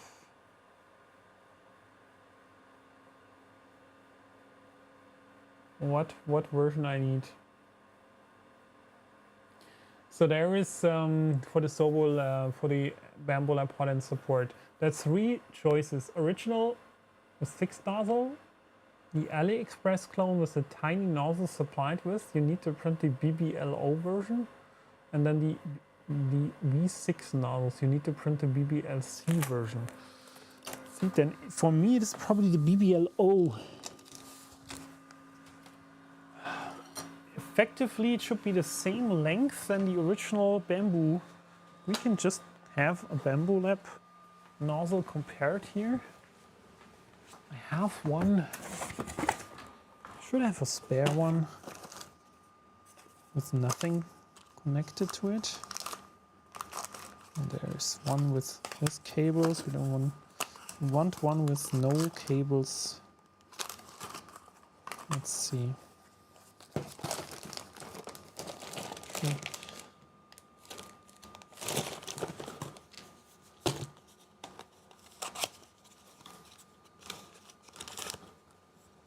This can work.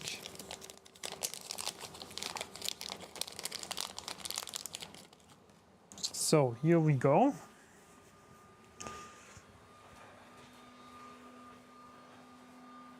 Just as a comparison, we have original Bamboo Lab and the clone version. Basically, when we hold them together, are they any different in the length? It doesn't seem so. It seems very much identical.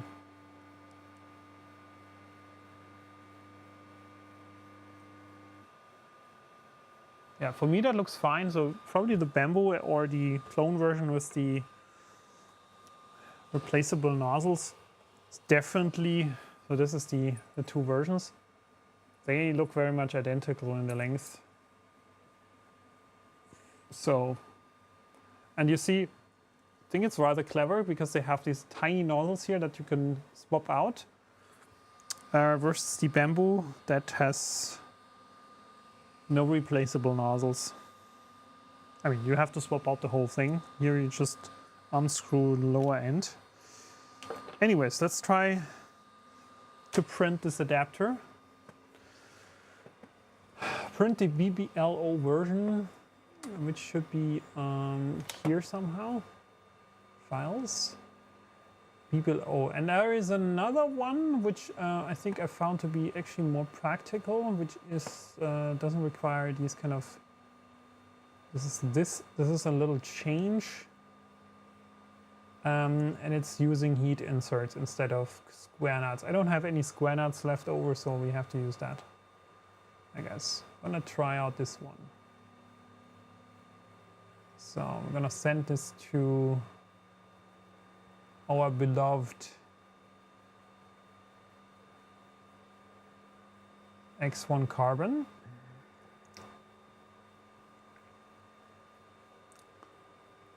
So from the print orientation, I would suspect, I don't know if this is good.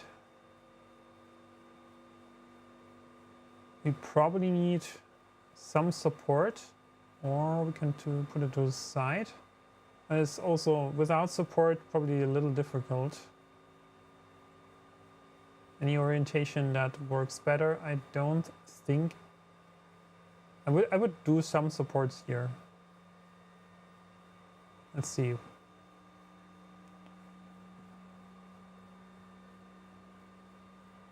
Probably too much. Just want to do manual support, I guess. So let's paint some supports here.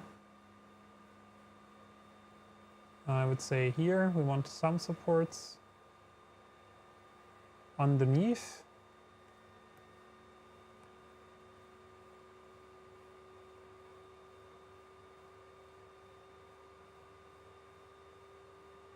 But nothing in the holes, because that's going to be a little difficult to remove. I don't want too much of that.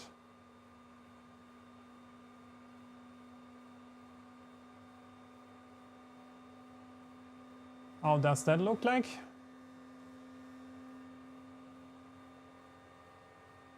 It's probably fine. The rest should be good, I guess. Doesn't look that we need more of that.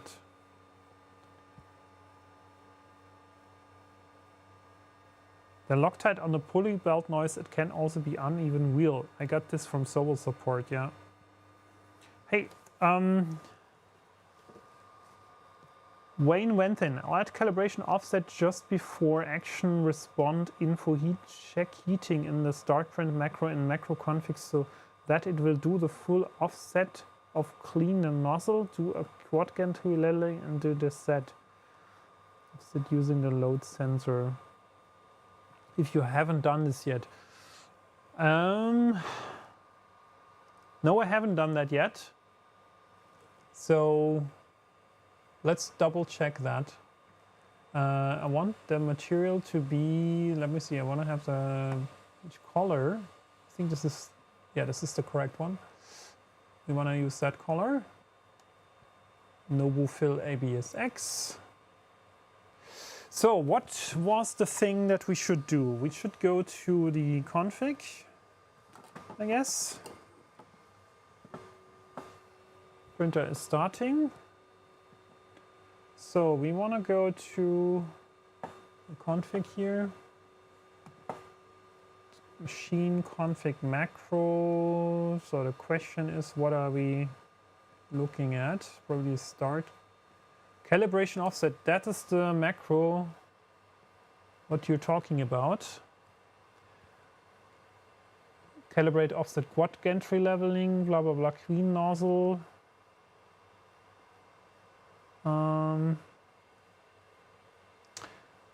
Let's see. The question for me was like, why is the parking position before the quad gantry leveling is happening? Why is it pushing down so much into the bed? So where's the start print? Here. There is something, what are you talking about? Add calibration objects just before action respond info check heating. Here. If state is prepare, filament switch sender enable, no filament, check heating. If you add that to your start print, you get a cleaner Z offset. Okay. Yeah. We could do that. Yeah, it makes sense to do that before, actually. You're right. It's a little bit better. However, doesn't answer my question why the quad gantry leveling is parking the nozzle in the front left corner with such a pressure down.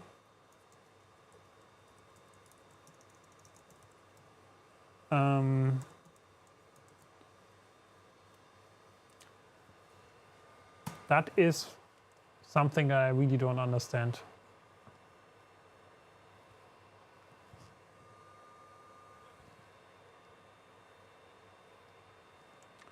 So we can try to figure out what happens with the start code.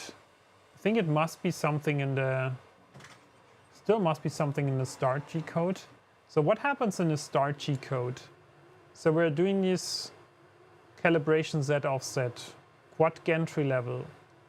What happens before this happens? Like why is the printer moving its nozzle into the front left corner? And why is it parking there at such a low?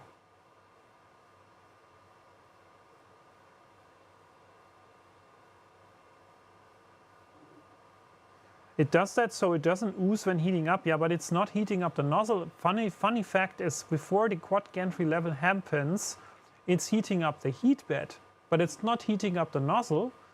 It's going to the front left corner. We can take a look. It's going to the front left corner, moving the nozzle down. It's waiting for the heat bed to heat up, not for the nozzle. And then it does the quad gantry leveling, and then everything else works fine, right? But I'm wondering, why is the parking position before the quad gantry leveling happening? Why is the parking position so low? For what reason is it going down? There's no reason. That's super weird. But maybe we just figure that out. We just run the start print macro one more time. You can run it manually and see what happens. I'm not sure if it runs without temperature. Let's see. Start print. Okay, so what happens when we do the start print? It's moving. So it's doing the homing now. And now comes the point, right? It's going here, it's coming to the front. So it's now doing a Z offset. So it should know the distance now. Oh, bed target temperature wasn't reached. Okay, so we should probably heat up the, should we? Should we check the, okay, let's set some reasonable bed temperature. Oh, it's already doing it. Okay, it's waiting. It's basically waiting now. Okay, the bed is heating up, it's waiting. Okay, let's see what happens. I'm curious. So it's waiting for temperature to come up for the leveling.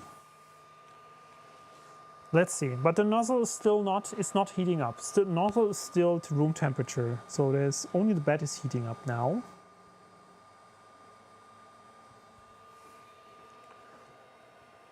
Let's see, almost there. I'm gonna go for 65 degrees, just in a second.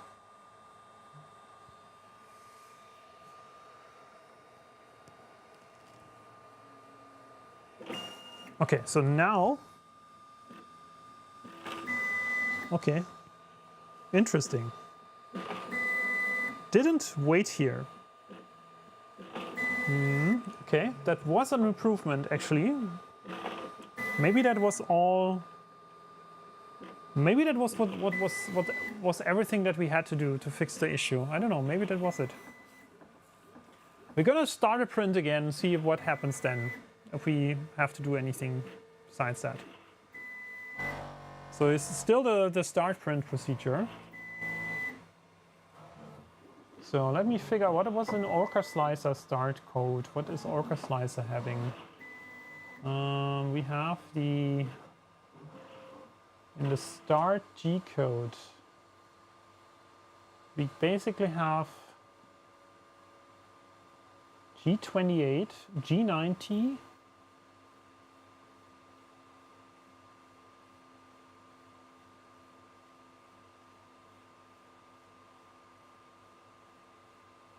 honestly, I'm not sure if the whole start G code of Orca Slicer makes sense. Maybe you guys, if you have different start G code, maybe you can send it to me via Discord. What this is doing now? Is cleaning the nozzle?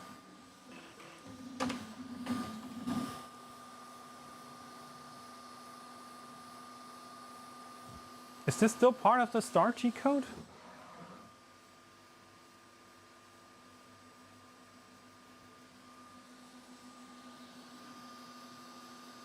So what is it doing now?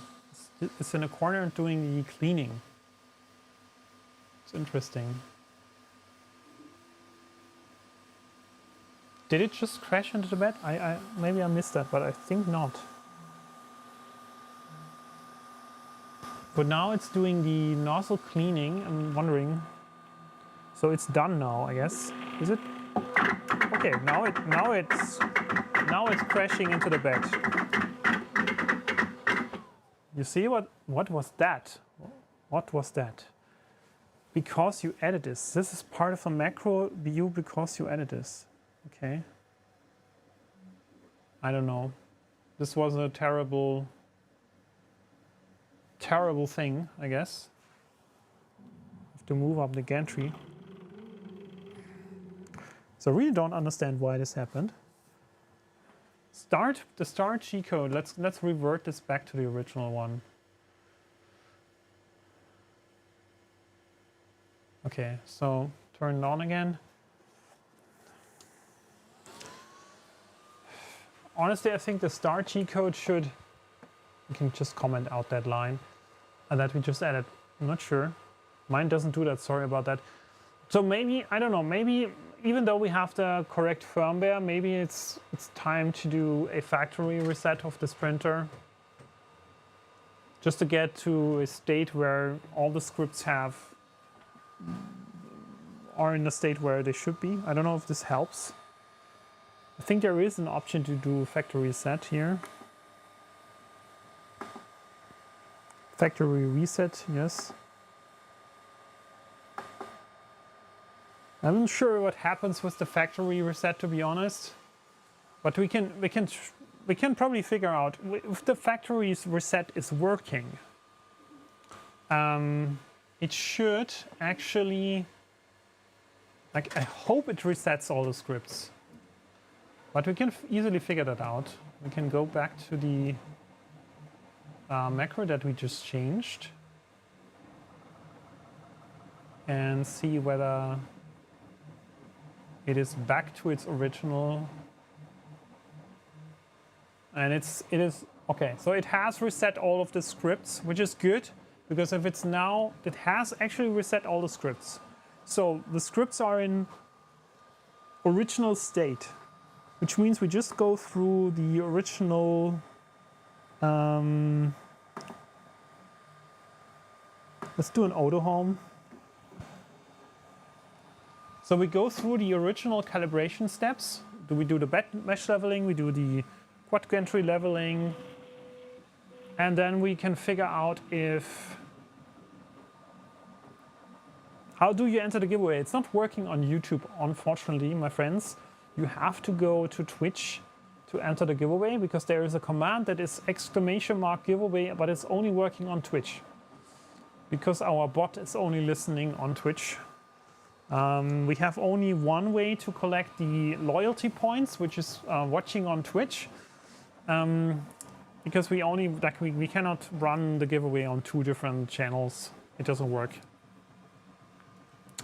Okay, so what we're going to do next, we're going to run the calibration one more time. Let me do that. So we did the auto home. We are going to do a quad gantry leveling now. Let's see if that works. Just want to make sure, maybe the script, maybe I should have reset the printer to factory defaults after the firmware update. Maybe that was the whole reason why some of the things happened in a way that they shouldn't. Gonna figure out, let's see what happens. If the quad gantry leveling now works, I'm pretty much sure that this solves the problem. Okay, so next up, I did want to forget that we actually wanted to replace the screen on this printer using the HDMI 5. Seems to be working off actually. So let me show you what I mean. Just in a second. So quad gantry leveling is happening. What I want to do here at the front, here my friends, just want to show you what I will do. We have this nicely printed case for the HDMI 5 screen, which is having the same attachment flanges here than the original one. And the HDMI 5 screen from Big Tree Tech just fits in there. You just can drop it in nicely. And then we're gonna fix the screen here from the back using 4 M3 screws. I'm just gonna figure out if the original M3 screw is going to work. Why am I doing this? I like the touch screen a lot more. I like the printer menu, touchscreen printer menu from so the clipper screen. I like that much more than compared to this good old clicky wheel stuff. But yeah, we're gonna do that in a second. Let's do the calibrations first. So the next one is, we have the quad gantry leveling, we have the homing, we can do a bed mesh. Let's do the bed mesh.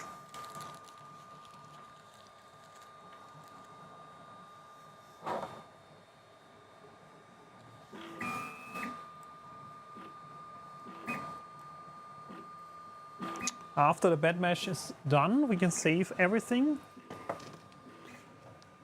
so that all of these changes or these measurements are also going to be in the config file permanently for any future printer restart. So we don't have to do that all over again every single time we print something.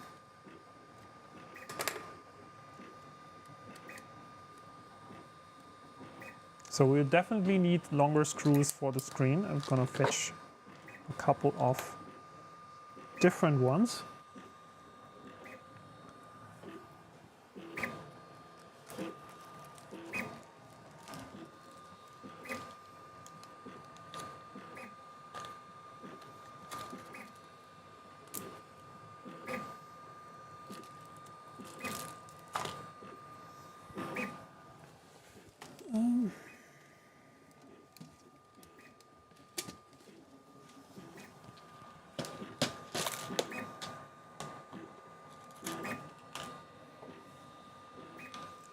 So bed mesh leveling is working fine so far, no problems.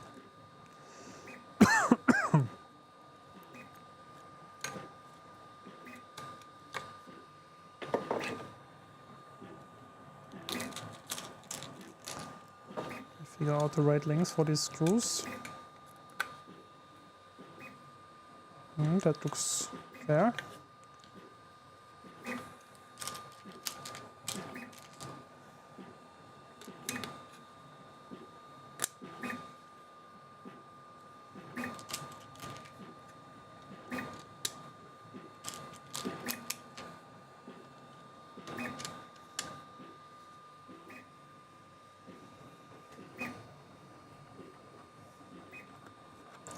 So there was a couple of questions around how do we get points, how do we enter the giveaway. So the easiest way how you can do that is just go like, or the only way, the way how you do that is you go to Twitch, you watch the stream on Twitch, and you get nozzles, which are the loyalty points. Essentially that's as simple. Don't need to do anything else, you don't need to buy anything, you don't need to subscribe or something, or I'm not 100% sure, I think you don't need to subscribe.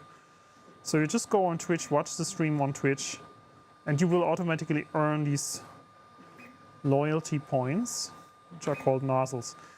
And then you can, at any point of time, decide whether you want to spend these loyalty points on the giveaway by saying ticket max or ticket and a given number. You can also figure out how many nozzles you have by saying by just doing the nozzles command, and that's as simple, right? So you can check out the exact rules and how it works if you go to Twitch and hit !giveaway and click on the link, which takes you to the giveaway page, and there's also this description how this works.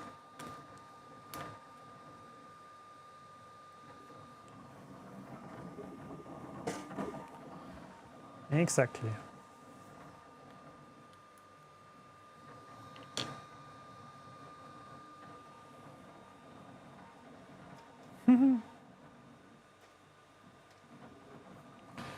So you get points, you get 5 points every 10 minutes.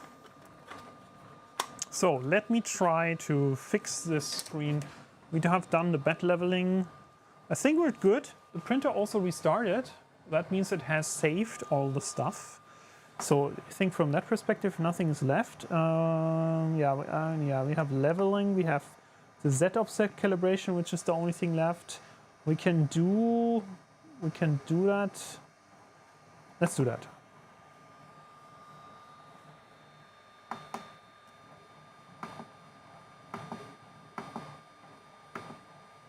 Is it doing anything? Leveling, calibrate, set, offset. Nothing's happening. Why? Nothing. Ah, okay, now something is happening. Okay, so it's doing the calibration steps. I'm not 100% sure what will happen next. So my screws here are still too short, I can tell you. Still have to find longer versions. 10 millimeters is not enough for my little screen cover.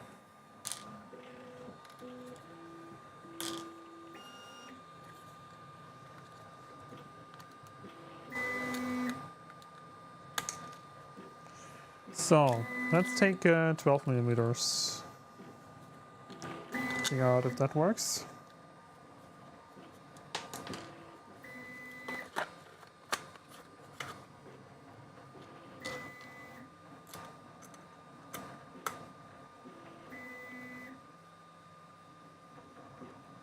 Okay, so we good with 12 millimeters.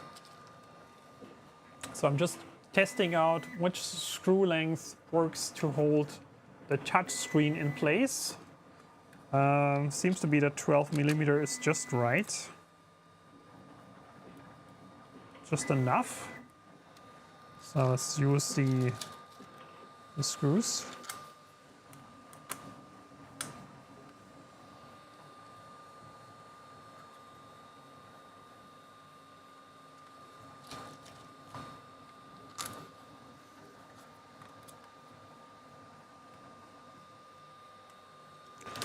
Okay, so what did we do? Get it to the front so you can see this.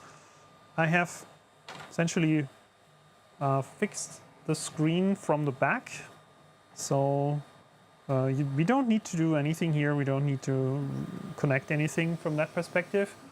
The screen is now fixed in this little frame here. Now we finally can insert this little cover. Just need to do it in the right...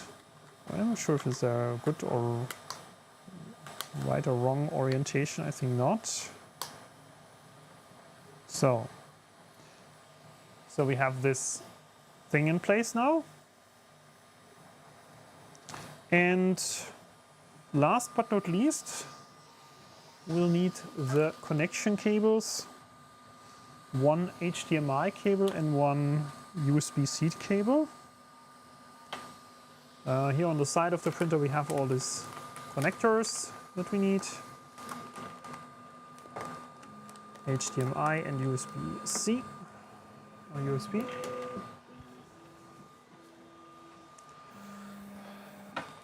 While the printer is doing its thing, we can just test out if our screen works.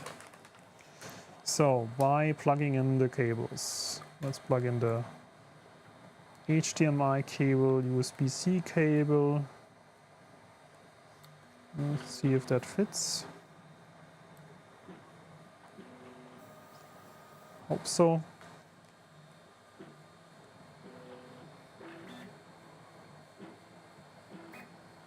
Yes, it seems to be working. I think the only thing is that we probably need to restart because it didn't recognize the correct screen size yet. But it will do after reboot. It will know the screen size correctly, and then we can just take this off and drop this HDMI screen on there. It's quite simple.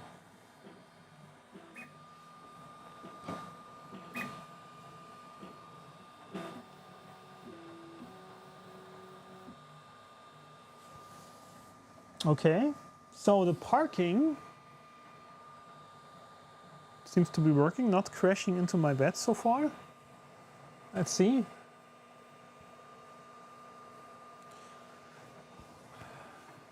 Let's see if this calibration print works now.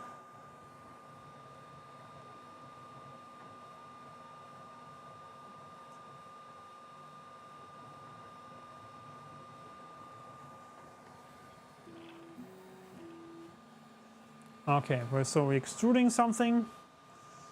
So far, with the new nozzle, it seems to be fairly well. I hope we're not getting any clogging now. So let's keep it like it is. Not making any adjustments or I don't know flow rate things. I think for now it works. And what is happening now is a test print. That's exactly the test print that we did at the end of last stream, right? We did the same thing.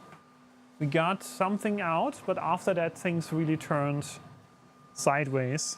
So I hope that this time is going to be better.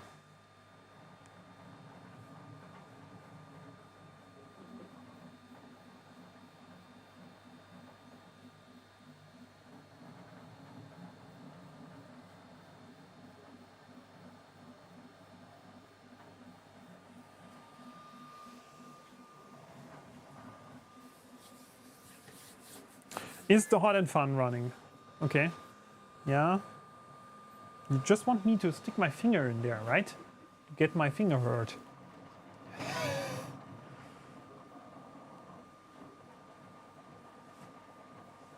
It works, yeah. It's running. It's running. It's definitely running. Well, how is the first layer? Yeah, it's fairly good. It's fairly good. It feels smooth. So not too much squishy.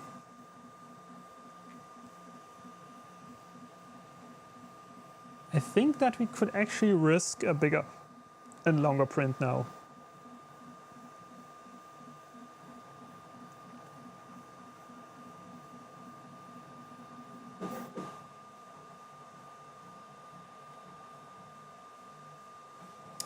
So since this is a Voron clone, we probably want to do something more appropriate than just printing a Benchy. So I'd say rather let's print the Voron test cube. Feels a little bit better than just another Benchy print.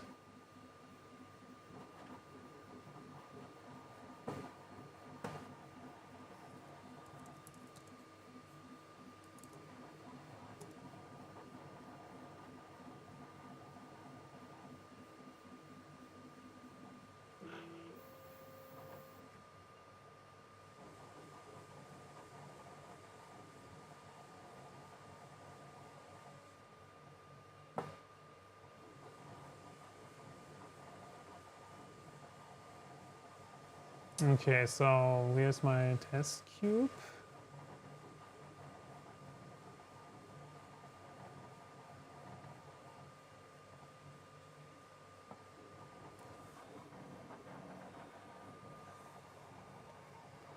So we're printing this part here, the Voron Design Calibration cube. So let's take a look. How is my bamboo ladder adapter looking like? So far, so good. Making progress. Okay. So we will.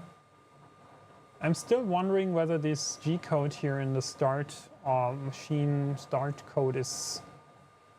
I don't know. There's so many movements in here. I'm wondering if this actually is required. Like maybe we should just start. Like it's here's a couple of things happening before starting the print. I'm not sure why, honestly. So maybe we should just figure out if that is the reason. And then we have another couple. I don't know exactly what it is doing here. G11, Y20, Z0.6, Y0, X0, Y0. M400, G91. Why all these movements? M400. Need to figure out what all the commands are doing. Camera is still overheated?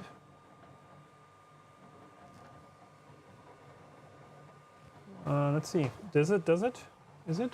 Oh yeah. I see. I see.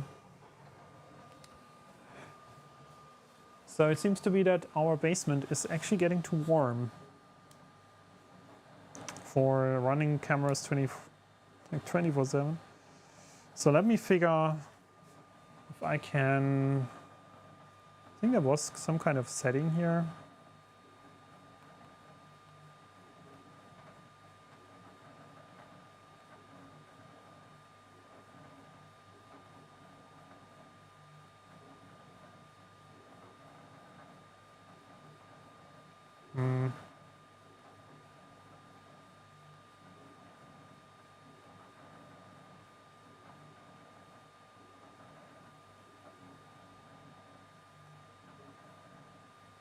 Yeah, we're gonna figure this out just in a second.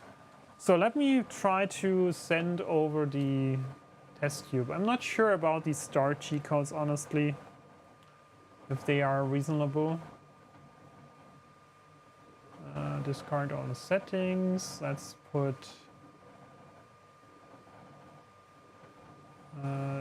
the cube here.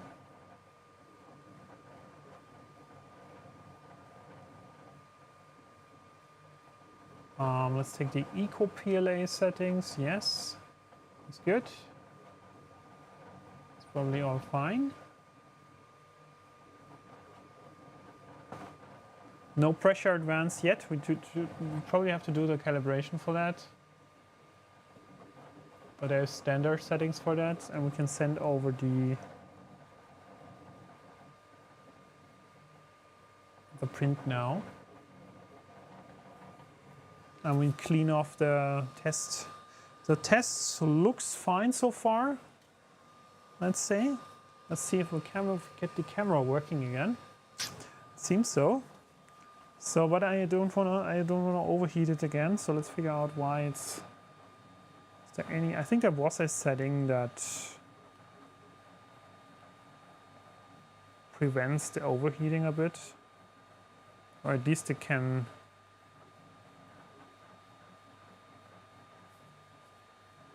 Let me see. Where is this?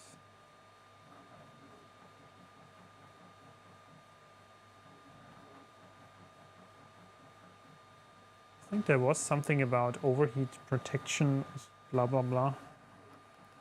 HDMI settings.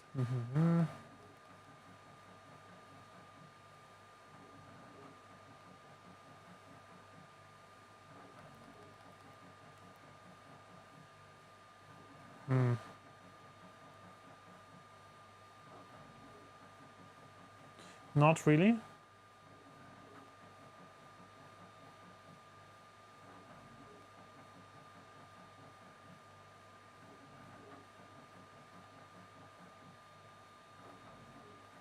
I don't find it, honestly. Maybe I have to figure it. So we're gonna remove the stuff here. So far so good. It looks fine, it looks clean. Again, I have the feeling bumping up the set distance just a tiny bit couldn't hurt. These test pieces look good to me. But again, I have the feeling they are squished a little bit too much. Yeah, we're gonna see once we have several layers printed, once we see some, like once we can see the difference between the first layer and second layer, because if there is a huge, like if there's a noticeable squish there, we'll see that. So let's start the print, upload.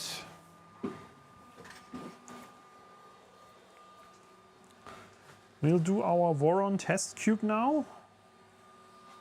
This is the ultimate test for the slicer, because the slicer sends over a couple of commands that are not part of the start print command. Maybe that is the reason why the nozzle now comes to the front left corner. If that's actually the case, this is what I mean. Now it's not pushing down. So the firmware reset obviously helped. This was the moment where the nozzle was crashing into the bed every single time.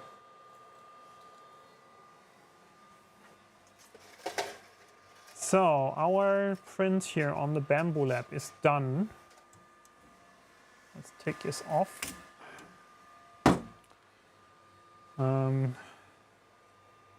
So far printed nicely. So I'm gonna take off the supports and I'm gonna take a look if it works with the Bamboo Lab Hotend.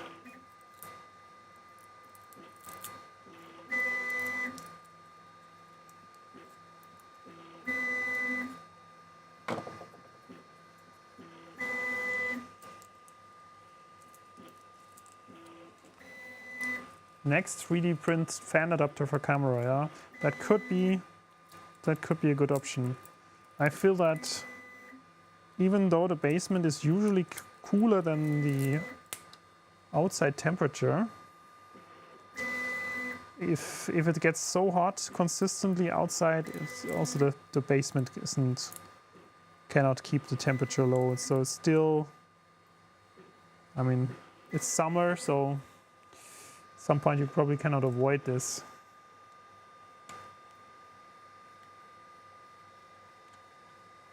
So I'm curious, is this clean?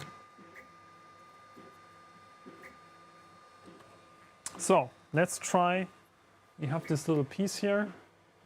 Bamboo Lab Hotend fits in there. And there we go. We have a Bamboo Lab Hotend adapter for the SV08. Isn't that beautiful? What's with that deep looking gouge in the bed plate on the right? Yeah, printer crashed into the bed. That happened after I switched off the printer during the first layer print because I wanted to stop it. I turned it back on. I started something to print again. Or actually I did just want to do auto homing, and it's like just scratched over the build plate without moving the gantry up. So hopefully this is not going to be, hope this is solved now with the new firmware. So adapter is done. The only thing that we need is cables. We need to do the cables. I mean, I can try to reuse. I'm not sure if the original heater and cable will work with this hotend. I didn't have the chance to check this yet, actually. Maybe they are actually identically sized. So we could try that. We could try to not use Bamboo Labs heater, right? Let's see. I hope you're aware of the volumetric flow problems with PETG. The pressure makes the hotend explode out. Yeah, I've seen pictures of that where you mean that this part pops out, right? It literally falls out. That was the issue. Yeah, okay. That's why I hope that this part here that I ordered, so that's why I wanted to do some different testing. I wanted to test out whether this adapter that SOVOL actually started offering a couple days ago, that's actually brand new. That wasn't on the website a week ago when we did the first print. And so they offer now an adapter for these kind of like basically volcano hotend nozzles. That is a design that exists on PCB ways. There's a person that designed this, and I'm pretty sure that SOVOL decided to do some kind of mass manufacturing on this kind of thing. And that's what I'm super excited for, because I want to try out if that works better, and we can switch out nozzles easier. And we can switch in nozzles that are not available yet, so definitely want to have some bigger nozzles there. Yeah, they should have designed this from the start. You're totally right. Why go for the proprietary hotend solution at all? Why not use what's available on the market? I don't get it, but yeah.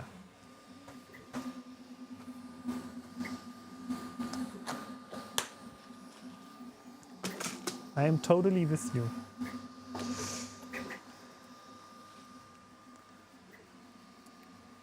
So, Bamboo Lab is done. Let's close. What are we getting from here? How is it looking? So far, it doesn't look so bad. No clogging so far. No visual problems, at least not now. But we'll see. We'll see if this is getting any worse.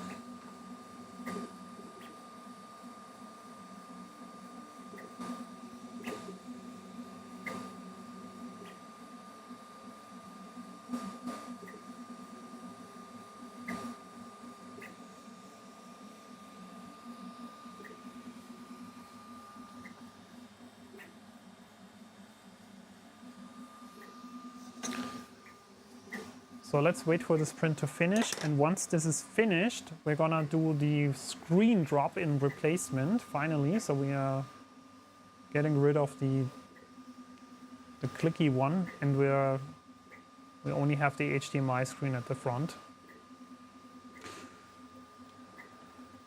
They used what the T300 used, yeah, to save money. I'm not sure, like honestly, I mean, saving money, is that really saving money? I mean, the whole hotend construction, I didn't see the PDF YouTube by the way yet, so probably would have to disassemble the whole thing. But why not go with something that is available, is ready? Why save a last cent? Why should you do that, right?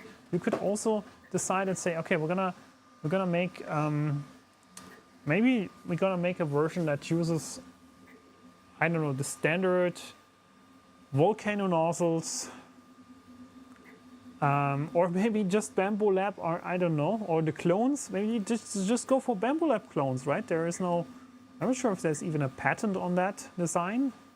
So why not just use some kind of like a Bamboo Lab compatible clone?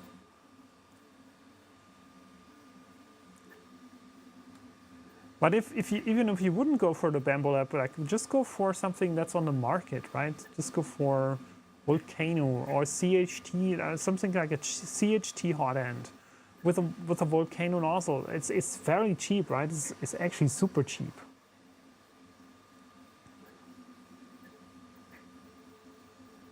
Fix my K1C next. Okay. Snafu, what's wrong with your K1C? Let me know.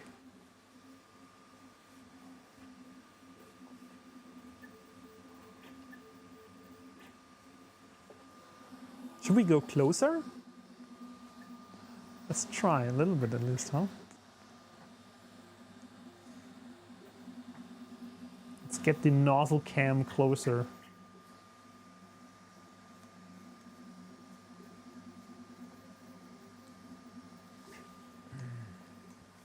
Trying at least to get you a little bit closer. Could be a little interruption. Sorry if you can't see anything at the moment.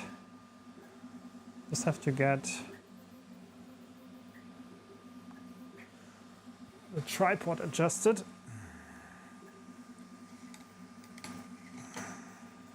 So now we should be able to get lower.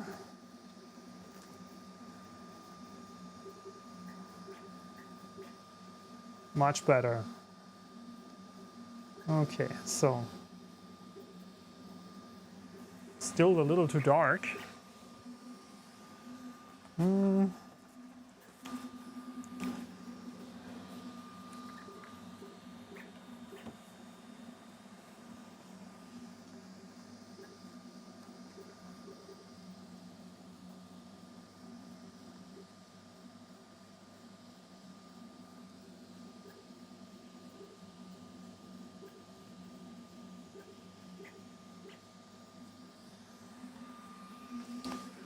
Proper nozzle cam, hopefully.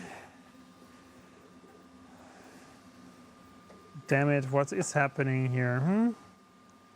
Can we ban this person?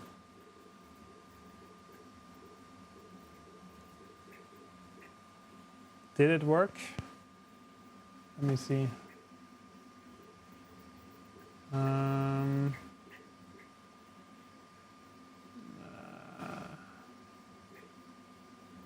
Damn it. Pin this message.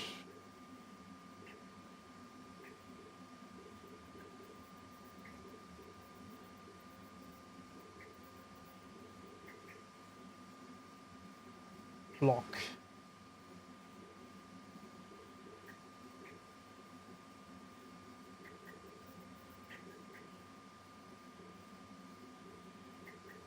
Here we go. Your part fan isn't running yet. Why is it not running? Did I not connect it correctly?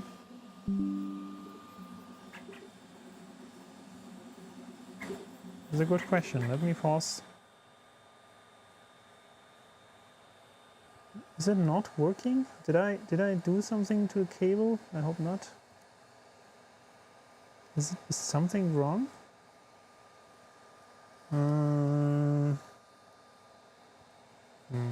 I hope I didn't break anything here. Okay, let's give it a quick restart. Maybe we should test the fan a bit better.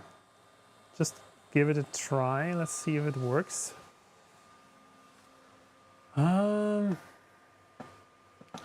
You're absolutely right. Maybe I hope it didn't break anything. So let me figure out if I can manually control the fan. Come on. So fan speed, speed, where is it? Fan 0. Fan 1. Fan 3. Okay, so nothing happening. Why? Why is it not working?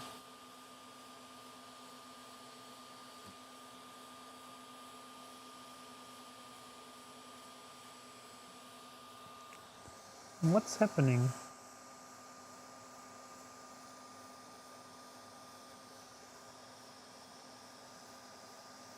Is the cable somehow disconnected from the fan? Let me see. Maybe the fan cable is disconnected from the fan. I hope not. Did it desolder or something?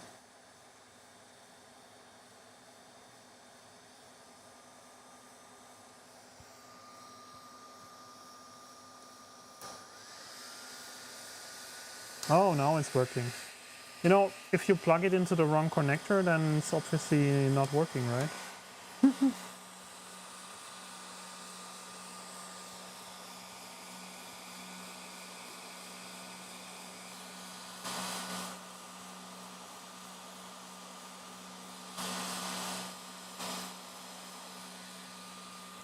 Okay.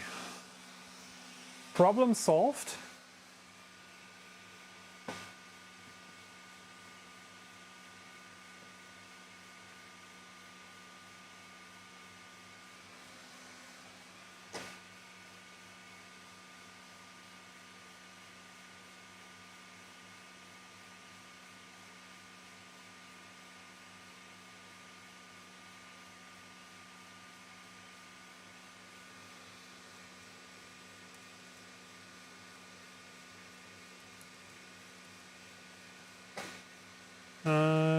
What is happening? Why is it? I think I have to restart. Why?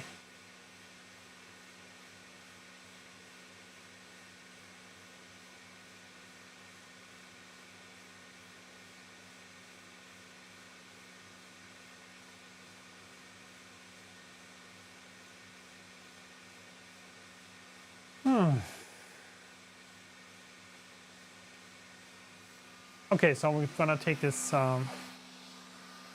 We take stuff off the build plate.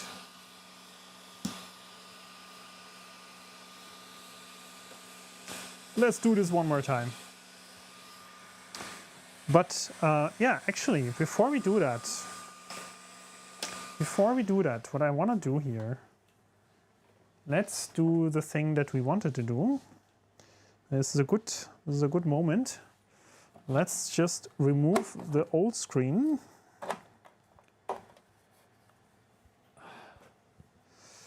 It's a nasty one. Let's push the cables back a bit. And let's attach the new one. Here we go. I just need to do the cables finally. But yeah, new screen in place. And it's also working correctly now. It has the right screen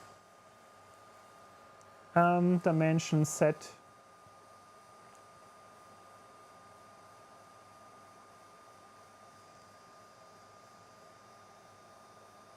That's why I love it so much. Like, this is so much easier to use now.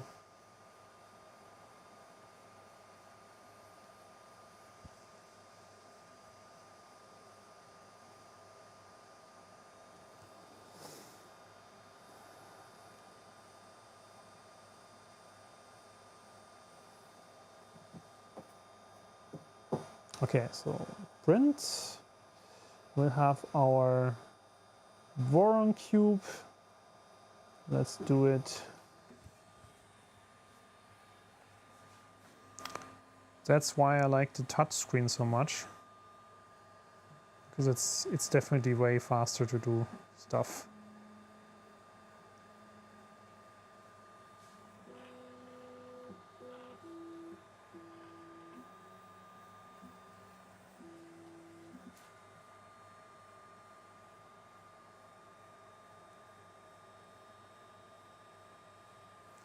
So let's wait until this starts. Couple of seconds. So how are you guys doing? How is it going there? You're earning nozzles, I see. Some people have already spent stuff. We have 22 entrants in the giveaway. 23 people watching on Twitch. Thank you very much. 12 people on YouTube watching. Awesome. Awesome, guys. So we're waiting for the printer to start with the calibration cube, and I think just looking at the first not finished one but still halfway through, it already looks fairly well, I would say. So I'm not really unhappy, must say. Probably can tune stuff a little bit. Extrusion. We didn't do the vibration compensation test yet. That's also to do. We didn't do any. We didn't calibrate the filament yet, so we should definitely do some temperature testing, pressure advanced calibration, all these stuff, all these things, to make things even better. Yeah, the filament that I'm using is my well proved 3D Jake Eco PLA. If you didn't know that Eco PLA it's actually fairly affordable. I have links down in the description of the video with some discount code for 3D Jake, 5% off. And we did the huge project here, this enclosure project here. That's 8 kilograms of Eco PLA from 3D Jake that they're sponsored for this project, and I was super happy. It's so easy to use. It worked out pretty well. The quality looks fine. The colors are great. So nice project and really good filament. That's why I totally use it for a lot of things. Which printer would you recommend? Bamboo, P1P, or the SOVOL SV08? Well, I think the differences are really obviously the P1P is, I mean, this one here, the open version. I think it's easier to start with this printer. It has all these pre-configured profiles for filaments. It doesn't have the nicer LiDAR sensor that the X1 Carbon has, which I realized some people say this is a gimmick, but I think for if you really want to get the last piece of reliability, the X1 Carbon definitely has an edge there, but the P1P is really good. It just works. The thing is, the print volume isn't that great, right? So it has these 256 millimeters, but you cannot use it fully. If you want to use multi-material, for example, you cannot use the whole print volume. There's always this little corner in the front that is excluded. And of course the SV08 is just, of course, it's the bigger volume. But you have seen, right? Oh my goodness, the table is shaking. The table is shaking so much. So you have seen there is issues with this printer, right? The SV08 isn't perfect. So if you're ready to tinker a little bit, if you're ready to maybe upgrade a few things here and there, then the SV08 might be the choice that you might want to make. Okay, if you're ready for investing some time into that. If you say, I have no time I'm not interested in tinkering and tuning or upgrading or repairing, then I would probably go for the Bamboo Lab and never think again, right? I mean, I have all of the Bamboo Lab models here. We have the P1S, the P1P, the X1 Carbon. Every of this printer works fine. It just works.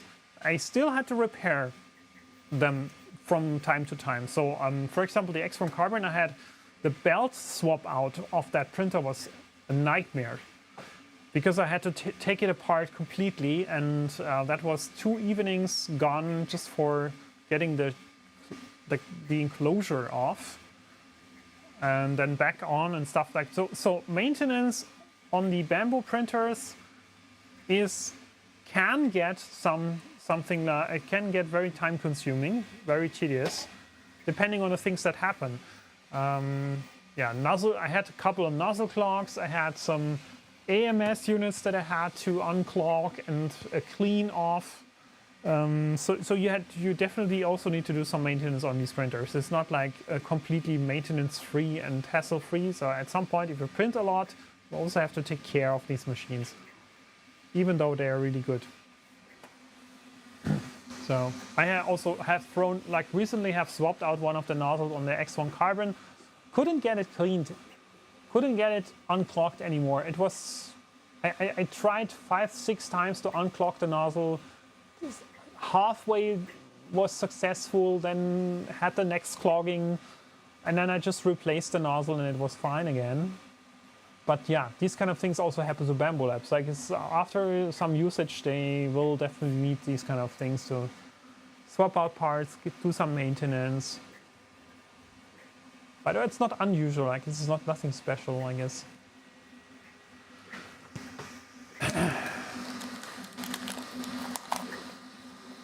So how's it looking here?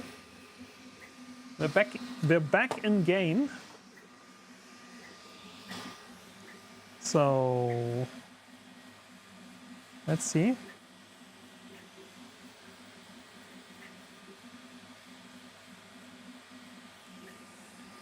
This time, hopefully, we're gonna make it through to the end.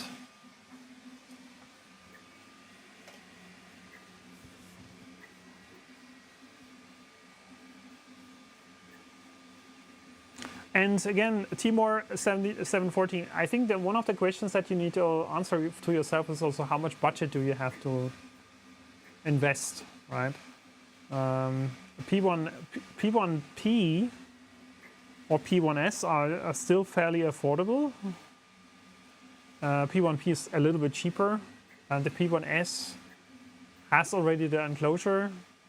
Sometimes I would say this is probably the better choice for printing more difficult materials. So I would say if you have to spend these 100, I think it's only 100 euros more, I would probably get the P1S. And then you have the choices like that you need to make in terms of, do you want the AMS? Do you want multicolor printing? For me, that wasn't actually the question. And for me, the question was not multicolor, but it was more like, I had these prints going and I still have them going where you have several spools of the same filament in the AMS and you don't want to swap manually. You want to like print something and then once the spool is empty, you want to have it automatically switch over to the next spool of the same filament. That's why for me the AMS is still very valuable, even though I'm just printing most of the time single color prints. But I'm printing a lot material of the same color and for bigger prints, and that's also a good reason why you want the EMS maybe. Thank you for following, my friends. Thank you for coming to the stream and thank you for following. Parapelechik Gymnasium. Oh my goodness. This is, how long can a username be? Parapelechik Gymnasium. Okay, thank you for following.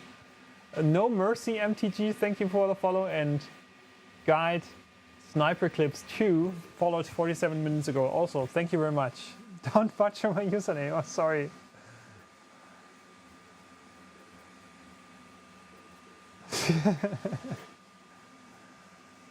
What's the short version of your username?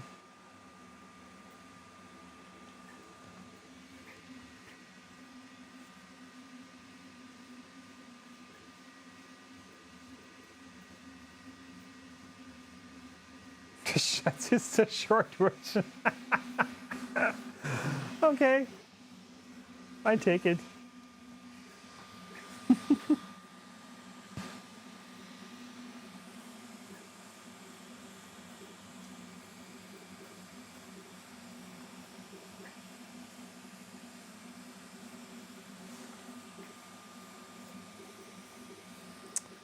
My goodness, what's going on, camera? Why are you always overheating?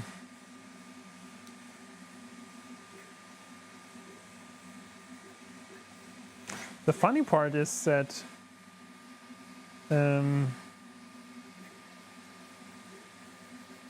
if you turn it off and turn it on, it works, right? I still was on the lookout for this menu option where you can see decide when it shuts down.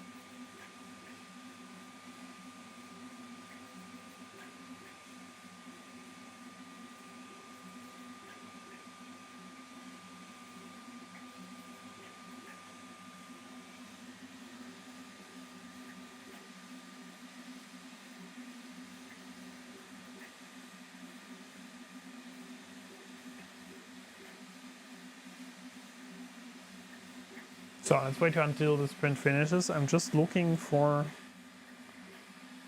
looking for the overheating setting of the camera.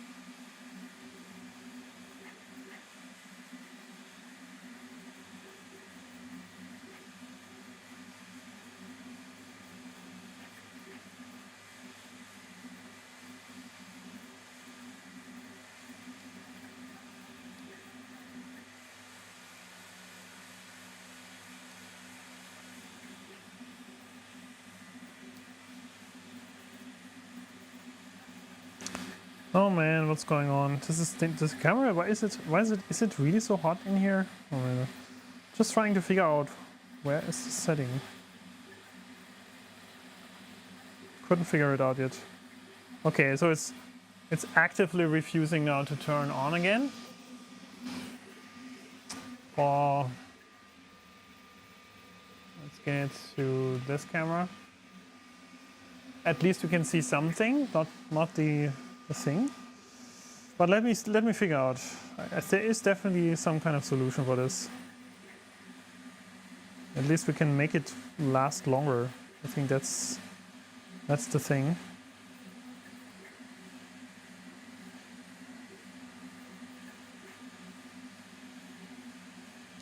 What's going on? Beam mode. Okay, let me figure this out.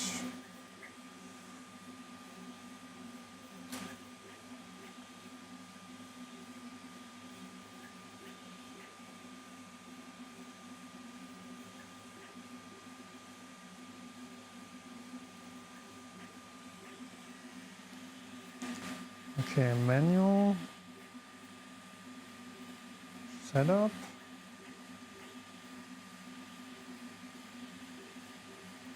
power setting,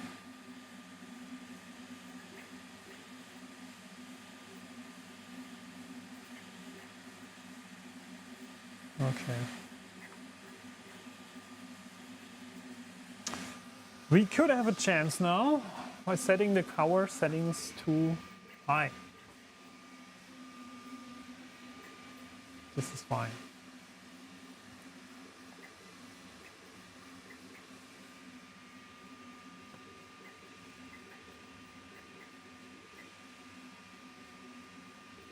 Ban hammer it. This is fine. When is the drawer for the printer? The drawer? What do you mean by that? The drawer for the printer? Do you mean the winner drawing? Oh, I see what you mean. Next week. Next Wednesday. Gonna do it next Wednesday.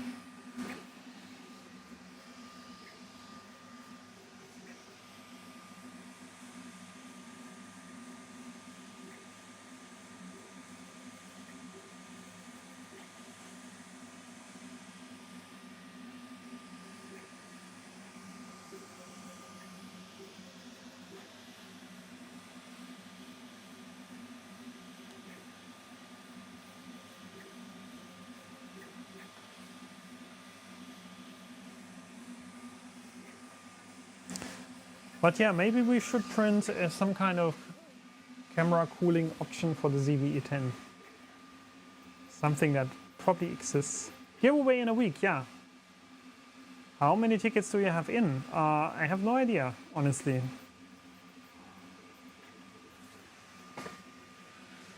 Can you figure this out yourself? That's a good question.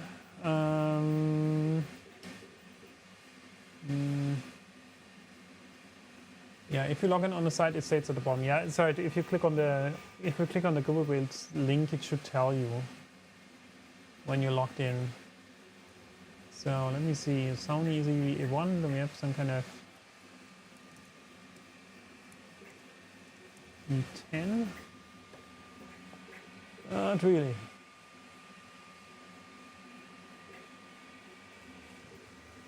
I guess we can design some kind of fan mount for the ZV-E10.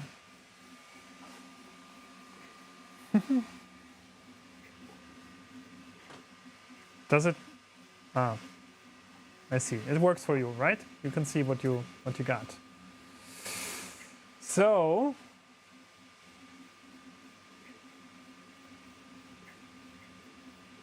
let's see how this cube comes out. I think it's going to be good. It already looks promising. The nozzle looks like it's working now, not clogging. So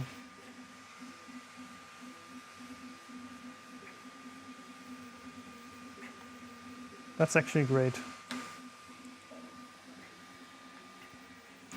Still, what I want to test next is if I can use the bamboo hotend, clone hotend, with the original heater and sensor. I think they should fit, actually. I mean, theoretically, the hole is the same here, and also the size of the ceramic heater could be the same. So why would we even need to use Bamboo Labs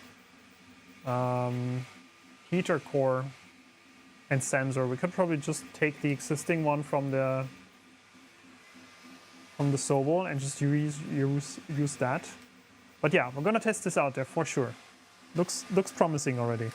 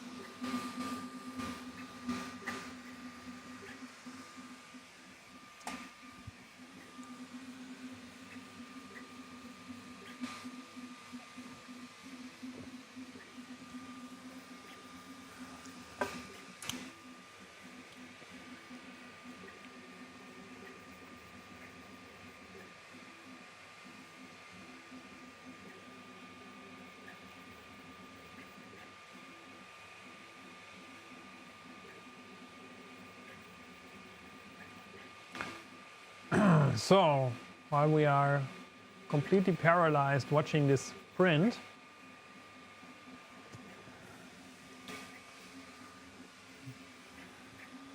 let's talk about next week and the weeks after.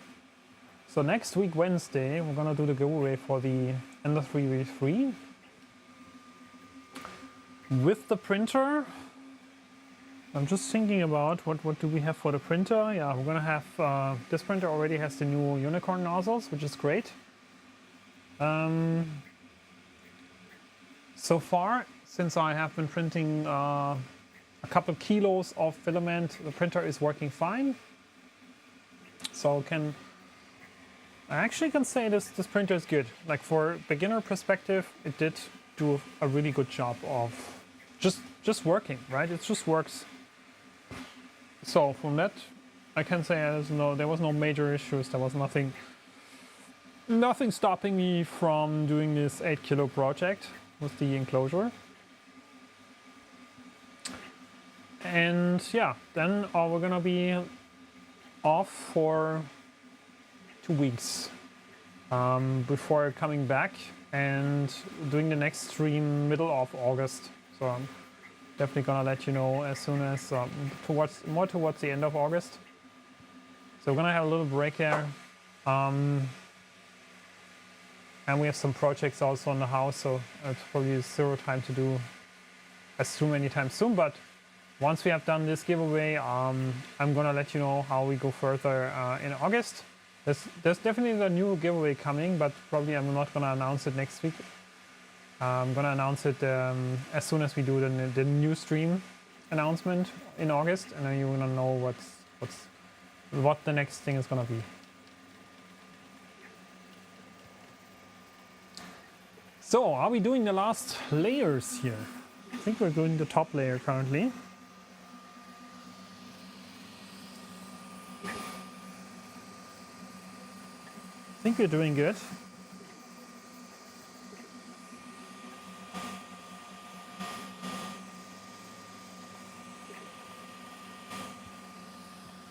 How much is left?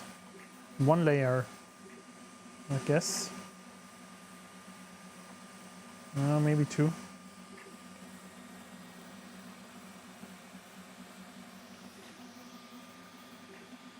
So you see this, just showing you again, the screen here. I think it makes so much more sense to have the touch screen.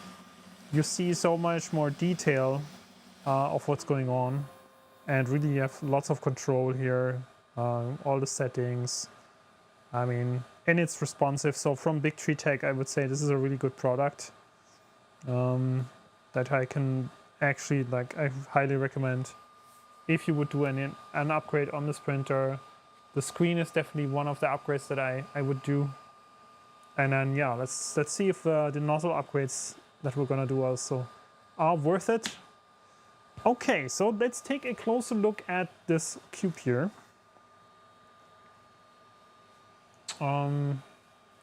Maybe with some additional help here with some light. So I would say this looks good. It could be, I mean, there is maybe, it's not any major issues here that I can see, honestly. From that perspective, this real first print result looks fairly good. The only thing that I would do is really tune in the filament settings so that really for this specific type of filament we have the correct temperature settings, retraction settings, yeah,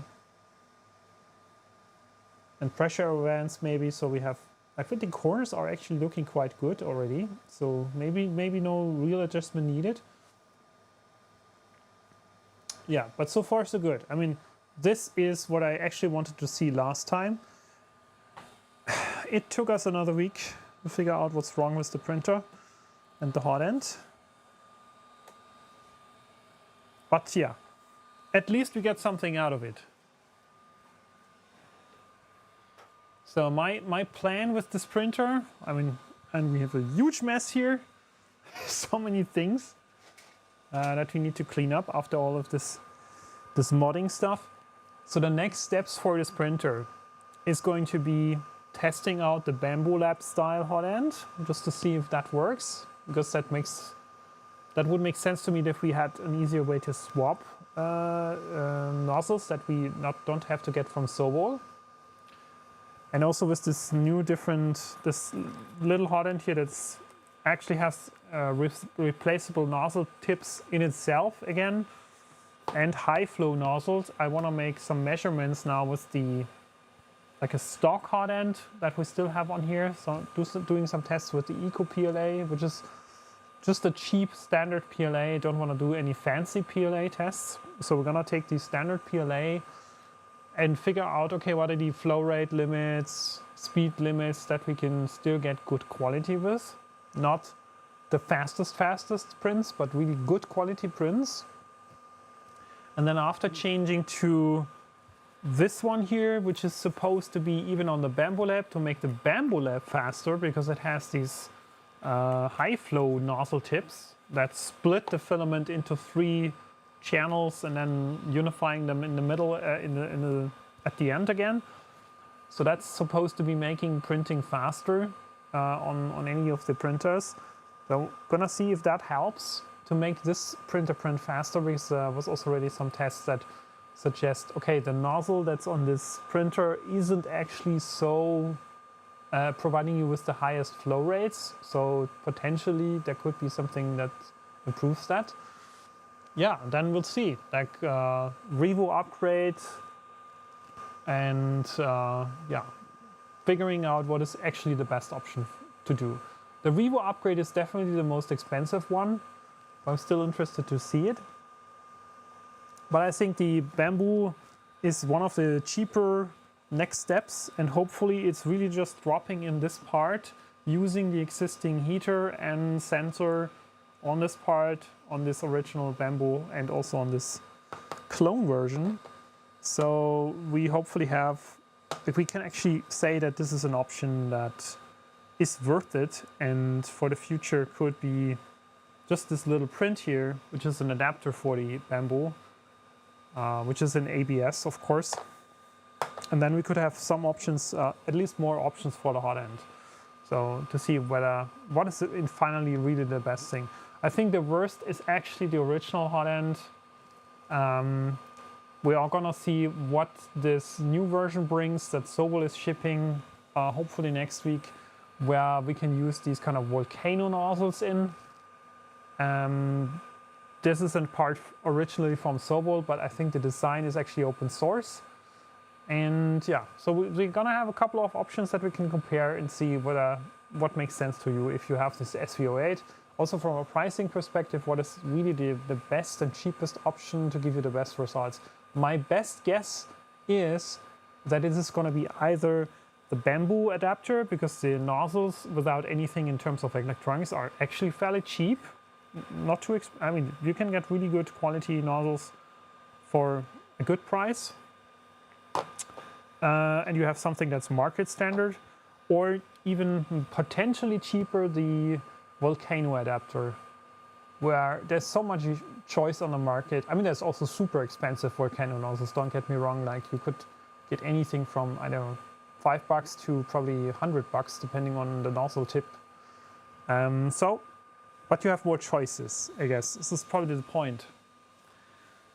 Good. Fans are still running on the printer. Yeah, and it's super, super loud. Now it's definitely more silent, right? Yeah, the noise levels on this printer are quite crazy, I would say. Quite crazy. So that's why I would say after I've hopefully fixed some of the issues next week, finding a somewhat reasonable setup for the hot end before we do more modifications, I would put this printer actually in my new enclosure to see how it performs inside in terms of temperature, if that is giving me some reasonable sound dampening. I hope so. I mean, I saw it with the NF3V3. It's very, very silent in there. You can't barely hear it anymore, and that isn't a silent printer.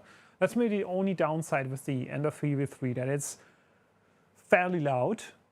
It also has the fans always running, and the printing noise is, yeah, it's very noticeable, I would say. So I would say, and that enclosure already solved that so much that I would say it is, for me, if I would have it running anywhere where I was like close to the printer, this kind of enclosure was definitely worth it. Yeah, the enclosure came out well. If you didn't see it, quick glance, like gonna give you a quick glance, but I will also make a little more detailed video about it, just to give you a little more insights into how the build went. But you see, it has these nice doors here. We finally have magnets on there, so it stays closed. And it has, I mean, don't get me wrong, it looks huge, but the fact is, a printer of this size here, with this spool attached, it takes up a lot of space already. So you would ideally, if you have a bigger printer, you need to take the spool off and have it running from the outside, or have some separate spool holder somewhere. There's different mount options from this kit here. There's different STLs with spool holder options. And one thing to consider if you have a bed slinger printer, even though this is like 68 centimeters inside volume, still you're quite close already with the bed, like to the front, and if you push it back, the cable is already touching the backside of this housing. So it's definitely the bed slinger problem not going away. Bed slingers are very space consuming, unfortunately. So I must say that it can't be big enough. So if for something like a 300 millimeter printer like the SV06 Plus, I will definitely test it out. If that still fits in, I'm not concerned about the printer itself, like from the height and the width and the base size, but it's really the movement of the bed back and forth and the cables that are touching or bending. Potentially one solution to keep it a little bit, let's say, a little bit more relaxed is to lift the printer up a tiny bit. That's what I figured. Like the cable is touching here, but if you put the printer a little bit up on some kind of razor, even if it's just 5 centimeters, your cable is going to be over that edge here, right? Goes around, right? This is unavoidable. This is part of the frame, and if that is raised a little bit up, then you could probably get these 5 centimeters that you're missing in the back. So your cable is not touching the frame of this enclosure, but it's more touching maybe the glass panel. So it is at least not scratching on something. And yeah, or you have to modify the cable so it is actually coming out from the bed perspective. It maybe can be routed a little bit to the side instead of just going straight back. Some of the printers have these cables really going straight back, and then even an extension where it's keeping the cable like a stick out until it actually starts becoming flexible. So some of these bed slingers even make it worse. Yeah, so I think that is something that you can work on if you modify the cable outlet direction slightly, so you can make a little bit more space there. But the bed slinger is like, it surprised me actually how much space a bed slinger needs in terms of the working area, even though the printer itself might look small. And then you have something like the K1C, which has the same build volume, but it's so compact, it's so small actually, it's even smaller than the Bamboos. Of course it has a smaller build volume, but it has the same build volume than the Ender 3, and it's not getting bigger than that, right? So it's just stays within its boundaries, and that's what makes the Core XY printer so attractive. If you don't have so much space, if you have a small table, or you have especially the depth of the table that you have, or the area, you can just put it into some kind of shelf corner and it will stay there, not gonna run out of space. Basically, if you can fit the printer in, you can fit the printer in, right? It's not that you need so much more space. That's what makes it really attractive to me. All of the Core XY printers.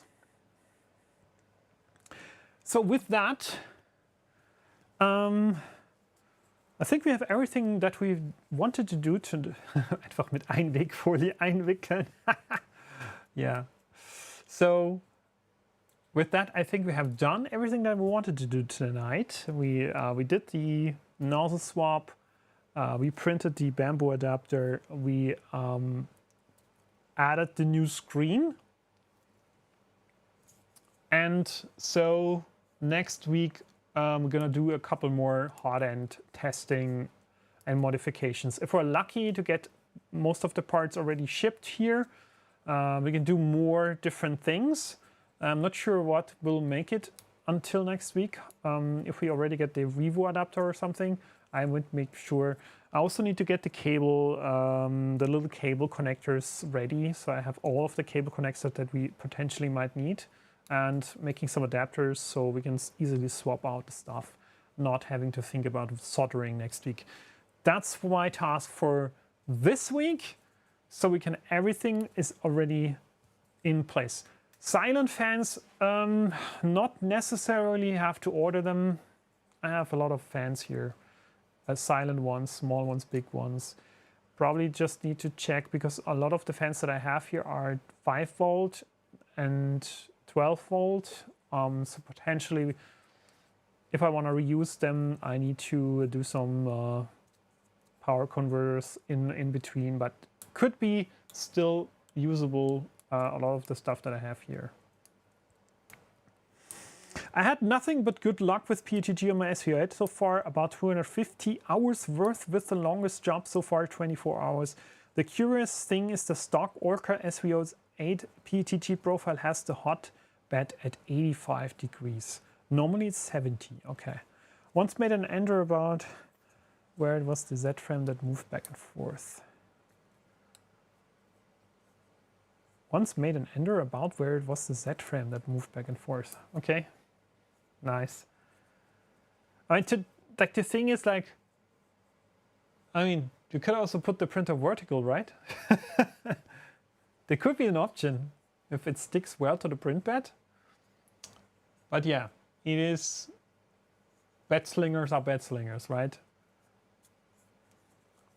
So let me give a try. This is actually a good point here. We're making some PETG prints. Definitely testing out different materials is something on my list, to see how the printer performs. One of the materials that I'm really curious about is actually the ABSX from Nobufill, because Nobufill has a material that is supposed to be less prone to warping, even if you're not having an enclosure around your printer. But we still have the option to put the printer into the big enclosure and test other things like hot, really, really like difficult materials. So let's see. See you next week, guys. See you next week. I wish you the best. Stay healthy, and hope to see you back next week on the channel for another live stream. Good night. Good night. Bonham, thanks for the stream. Yeah. Sleep well. Bye-bye. Bed slinging now. I see. Have fun bed slinging.